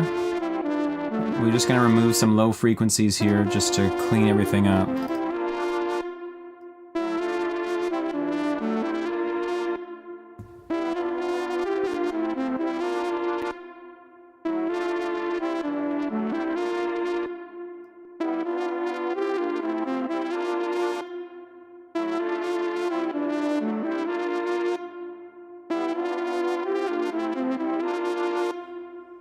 Is the stereo panning coming across right now? I don't know if anyone's on headphones, if they can hear if like the flute and violin are on the sides or not.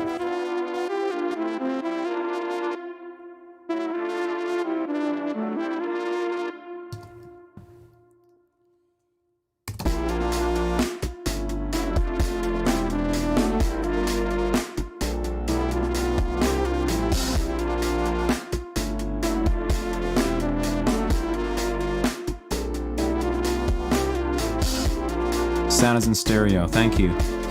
R2 Crazy, Bill Shepard. Hello, hello, where are you from? Bill, I'm assuming that's your name. Great to have you here.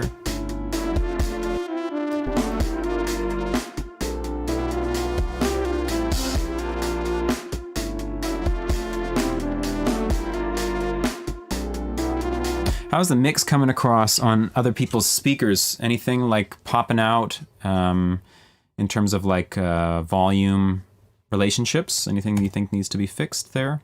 Sometimes when you're using like nice headphones, it just kind of actually has a detrimental effect in a certain way. Sound is in stereo. I'm from Detroit, Michigan. Oh, that's great. Thanks for stopping by.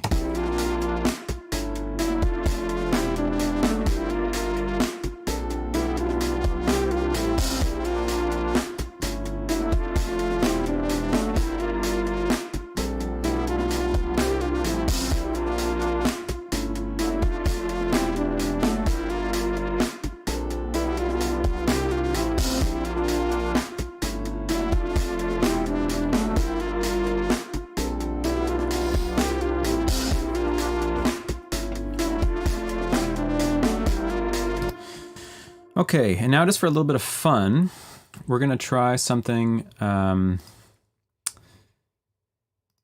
This is Harm 2. Let's name these here. Harm 1, Harm 2. I actually, yeah, I don't know if I still even own this plugin. I might have stopped my subscription, so let's see. Anybody know about Arcade by Output? Oh, I haven't installed it on this computer. I got a new computer, so it's not going to happen. Arcade by Output is like really cool. So many inspiring loops you can get out of there. I'm going to have it ready for next time because it's not here right now. So instead, let's look in the Studio One loops and let's see if we can just find something just interesting. Let's take I don't know, vocals? What kind of vocal loops? Oh, this is all this. Yeah.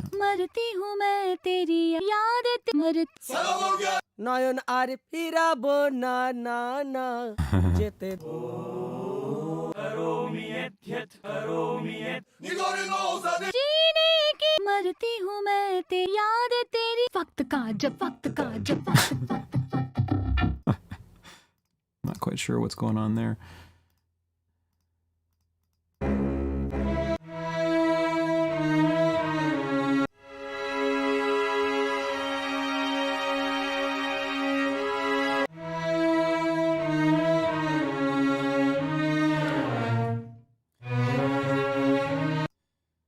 Yeah, that's kind of what I thought too.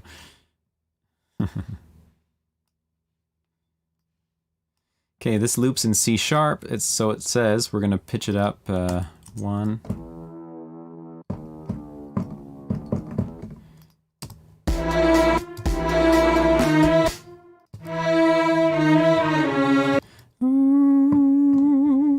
Where are we with that? So now it's in C sharp.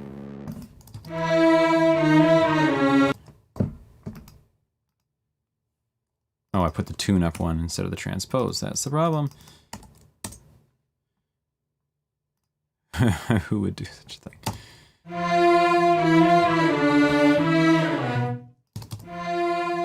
Okay, so we're just gonna look for some kind of like weird thing to do with these strings here in the gap.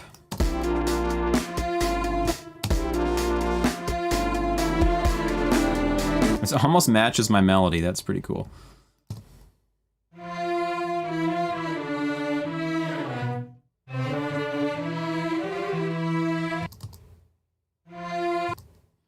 Let's just do some chopping. Get a few spots here and drag this away, and then just start messing around. Yeah, I don't know that I'm gonna actually like keep it as a unit. I kind of wanted to do some like weird shit.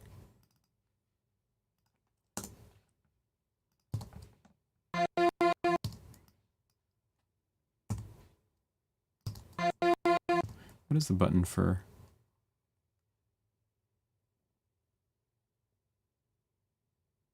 Shift X.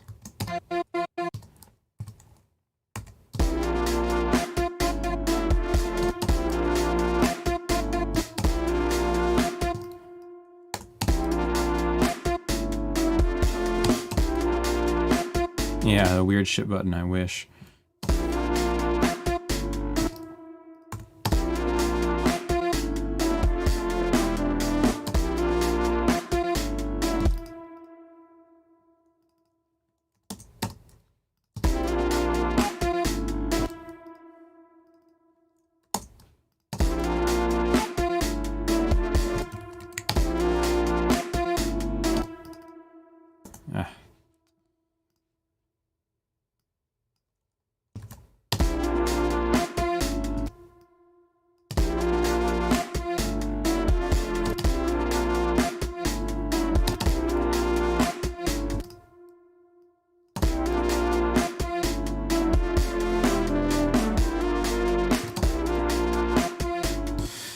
I used to have the East-West libraries, I think, with the Composer Cloud. Is that who does the Composer Cloud thing? I didn't use it enough and I got rid of it, so I don't have any more. Let's throw these up an octave.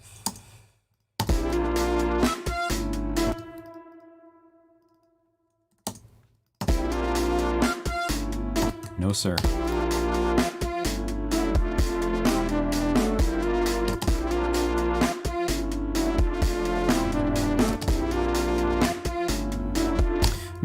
Not cool enough. We need something cooler. The loops that come with Studio One are not always like coolest things around. Maybe let's just put this guy on hold for a minute and instead look back up in Omnisphere and just try to find some like off-the-wall cool thing. Percussive organic. One of my favorite categories.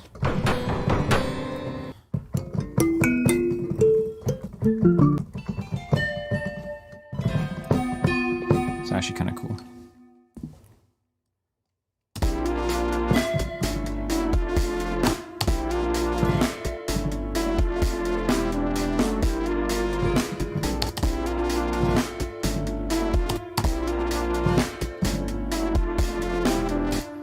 It's kind of cool.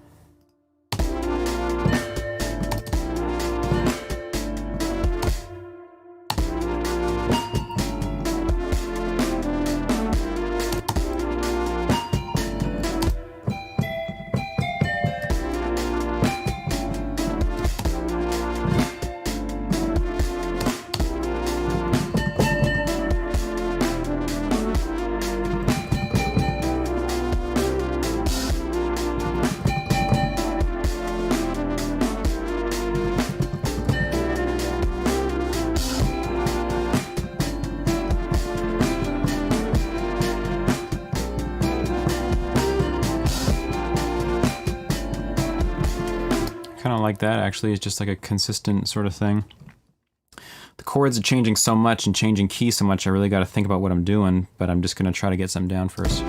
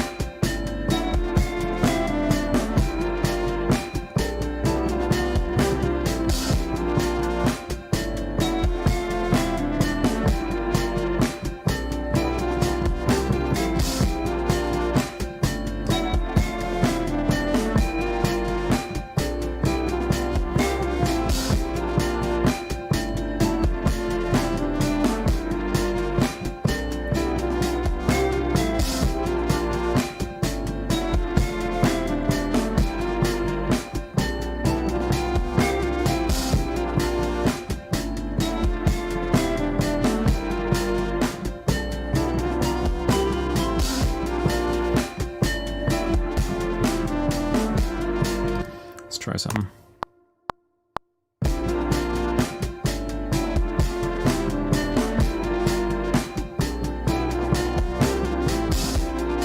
Scary amusement park, true. I'm not going to do that chromatic descending thing like I was going to do there.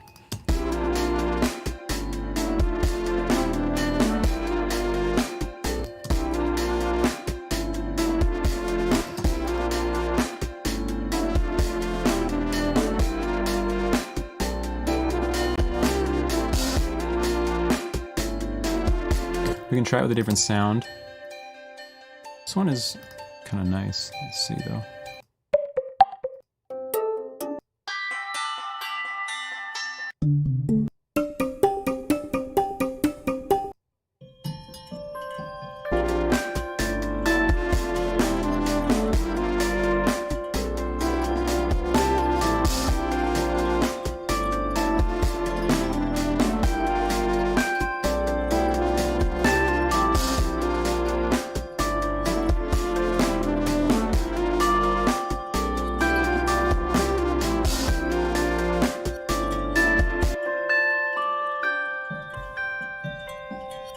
Okay, this could do the trick. It's very loud right now, but also needs some compression and some EQ, but it can be massaged into place.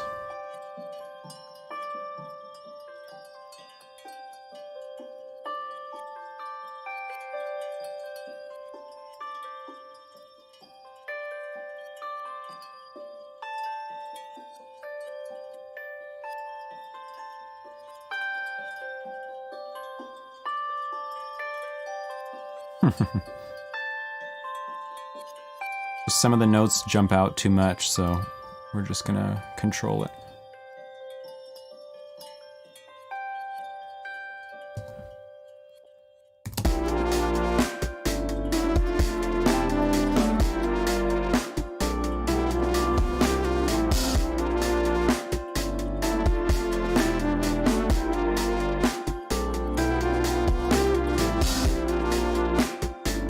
Yeah, but it would have to be controlled, like, and so which ones are going to jump out, because it's already so much happening that it's just going to get so busy if there's anything else that noticeable, and I have a tendency to make hyper busy stuff, so I got to be careful.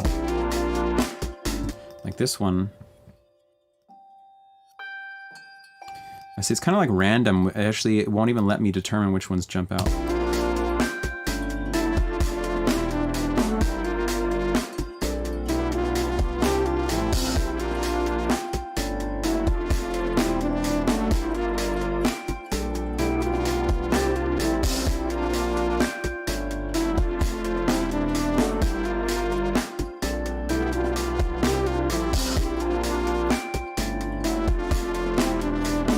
Yeah, I'll turn the compression down a little bit here.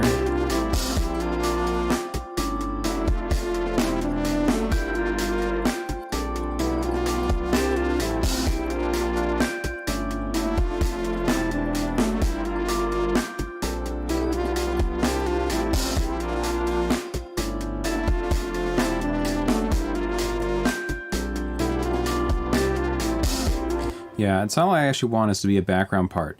There's so much happening that it's just like a blur. When it comes at some point, it'll play by itself and then it will be a thing, but like, yeah, it will definitely have a spotlight somewhere, just not in the main mix because it's just going to be an absolute mess. That's just always the thing. Comp has so many cool parts, I want them all to shine, and then, yeah, it just like doesn't, then nothing shines. The drunk horn section, yeah, good call.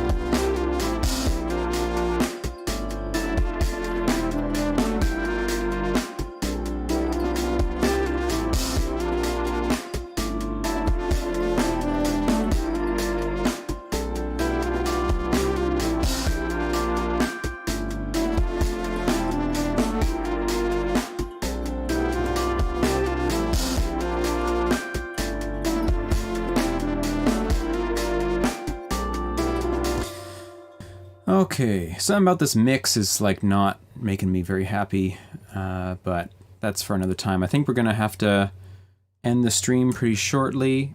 This is half of the main loop. There's another half of the melody which I have not harmonized yet.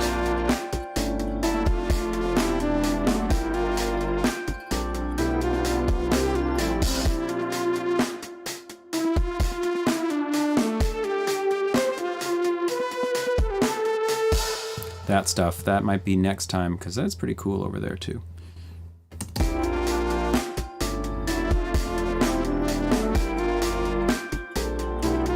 I would like to find one little cool filler thing.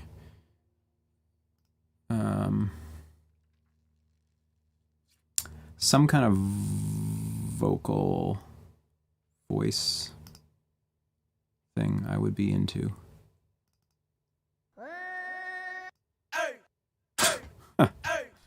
Hey, I told you. Make it happen.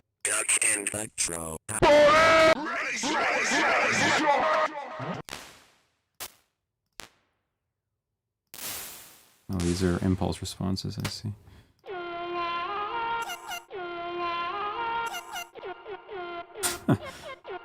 It's a voice that sounds like a air horn. Yeah, you see the girls, I know you see the clothes. Know you seen the Hey, bands, now we're know talking. you seen the roles. Everybody knows I ain't studying no haters. I just gotta try that for fun.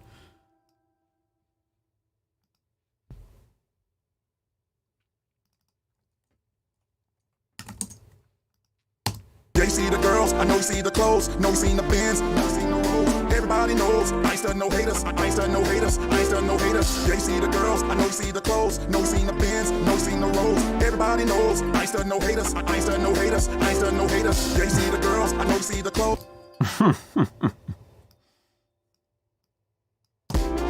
Yeah, you see the girls, I know you see. Just that. Yeah, you see the girls. They see the clothes. They see the girls.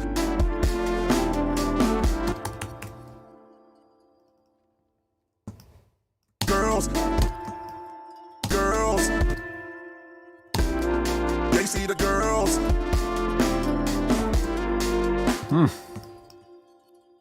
I'm just gonna do this just to entertain myself. I know Sorry. you see the clothes. The girls, I know you see the clothes. No, the girls, I know you see the clothes. The clothes, the clothes, the clothes.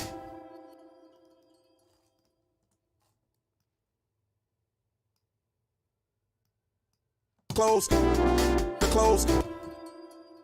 They see the girls. The clothes.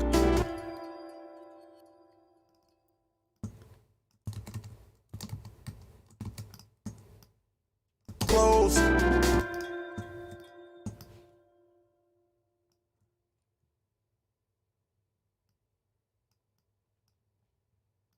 They see the clothes. They see the girls. They see the clothes.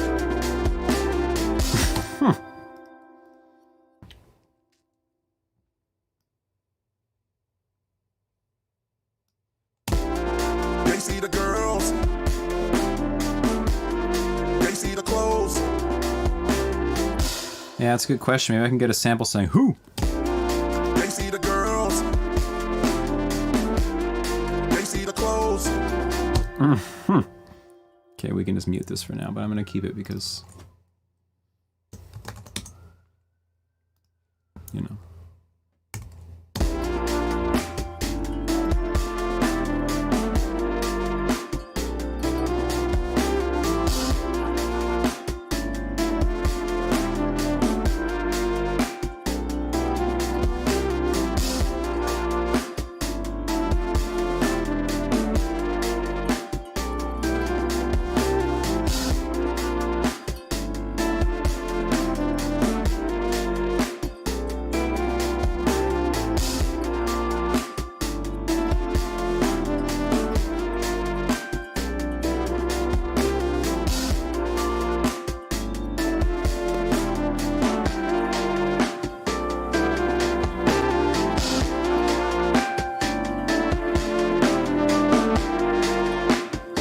Flute as in the main lead or as in the harmonies?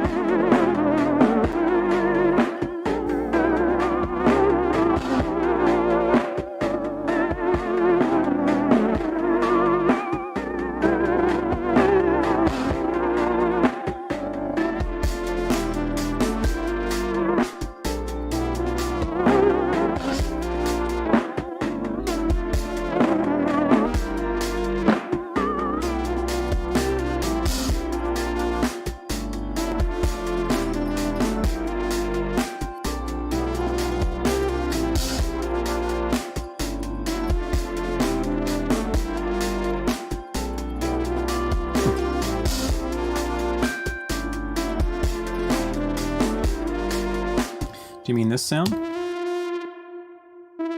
Or these sounds?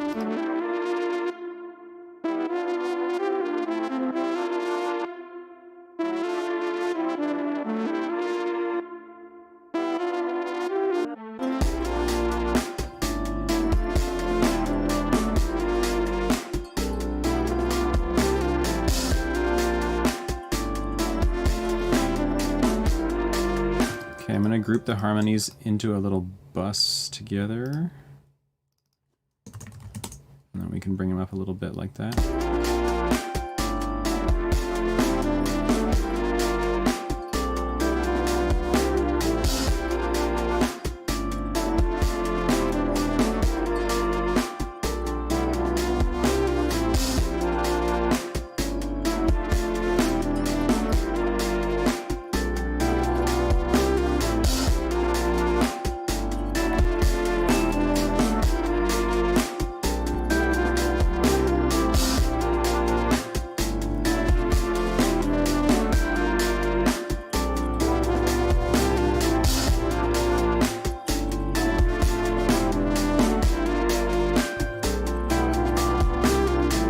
You don't seem satisfied with that. What is it that you're looking for exactly? Those things to come up at the end? These things?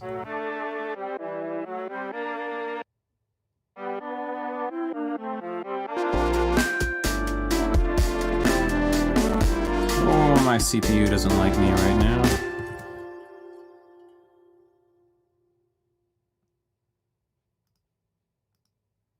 The retro sound that cuts through.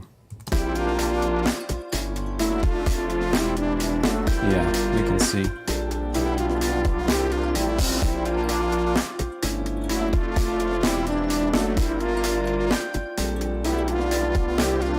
Thank you, Ines. I appreciate it. Glad you enjoyed it. Every Sunday at this time now.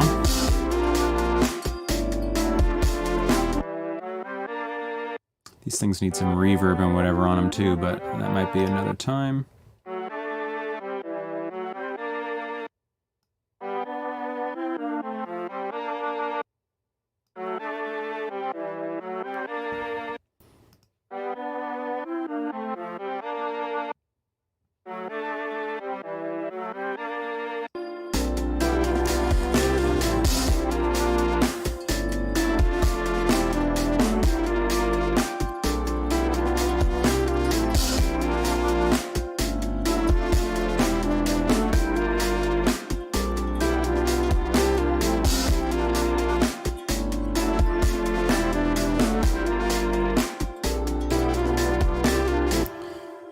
Okay, well, that's a rough start anyway, and next time we can continue the beat and flesh out the arrangement a little bit. And thank you, everybody. Really appreciate you being here and your suggestions and chatting with you. It's been a blast. If you're seeing this in the future, thank you. If anyone wants to leave me a like here on the video, I would appreciate it. And subscribe if you haven't already. You know how YouTube works. That sort of stuff is always good. So yeah, I'm excited to have a regular streaming schedule now. So should be every Sunday at 10 a.m. Pacific time. That's 7 p.m. Central European time. I'll be on working on something. And I'm always experimenting with what does a good music stream look like? What do I really want to do? What's most fun for me? What's most fun for you guys? So any suggestions you have, I'm always open to that. And yeah, I'm just trying stuff out because I think there's possibility here. Megan and I love to watch video game streamers, well, at least a few of them. And I love some of the stuff that goes on there and the kind of community aspect. And I would love for there to be that sort of feel in a musical sense too. So anybody's got ideas on that or what you would like to see, I will definitely consider any suggestions. So yeah, looking forward to it. I like how the beat turned out today. It needs work on a mix and it needs to be arranged. Obviously, it's just like starts from nothing to everything instantaneously, but that's how it goes. Yeah, so that's been fun. I'll play it one more time and then we can sign off for the day. I'm a subscriber and watched your video series a while back. That's great. Thank you so much, Bill. I appreciate that. I hope you enjoyed it. And yeah, I've got some new videos coming soon. In fact, I've got a massive series coming on theory and composition. I've got the series on Studio One, music production related stuff, and then I'm going to have this massive series that'll be out soon on music theory and composition related things. Keep up with these live streams, and then I've got a bunch of other production related tutorials that I've been wanting to do, but you know how life goes, time and whatever. I would love for YouTube to be my full-time job. It just isn't at the moment, so sometimes it takes a back seat to other things, but that's just the way life goes. Yeah, so let's take one more listen and then we'll peace out.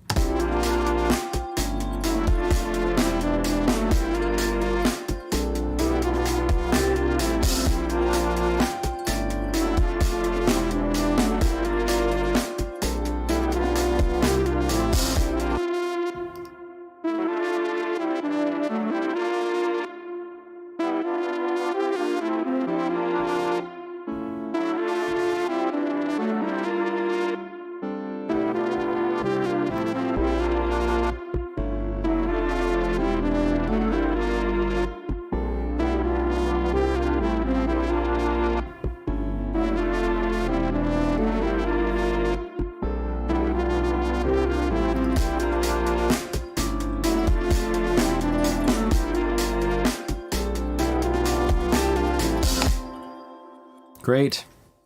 Thank you. Glad you're here to learn about Studio One, my friend. I have a whole course on it. Hopefully you've seen that, or if not, you can check it out on my YouTube. There's a playlist there for that. Hope you all have a good rest of your Sunday. It's been a blast being with you. I appreciate all the support. Hope to see you soon. Bye now.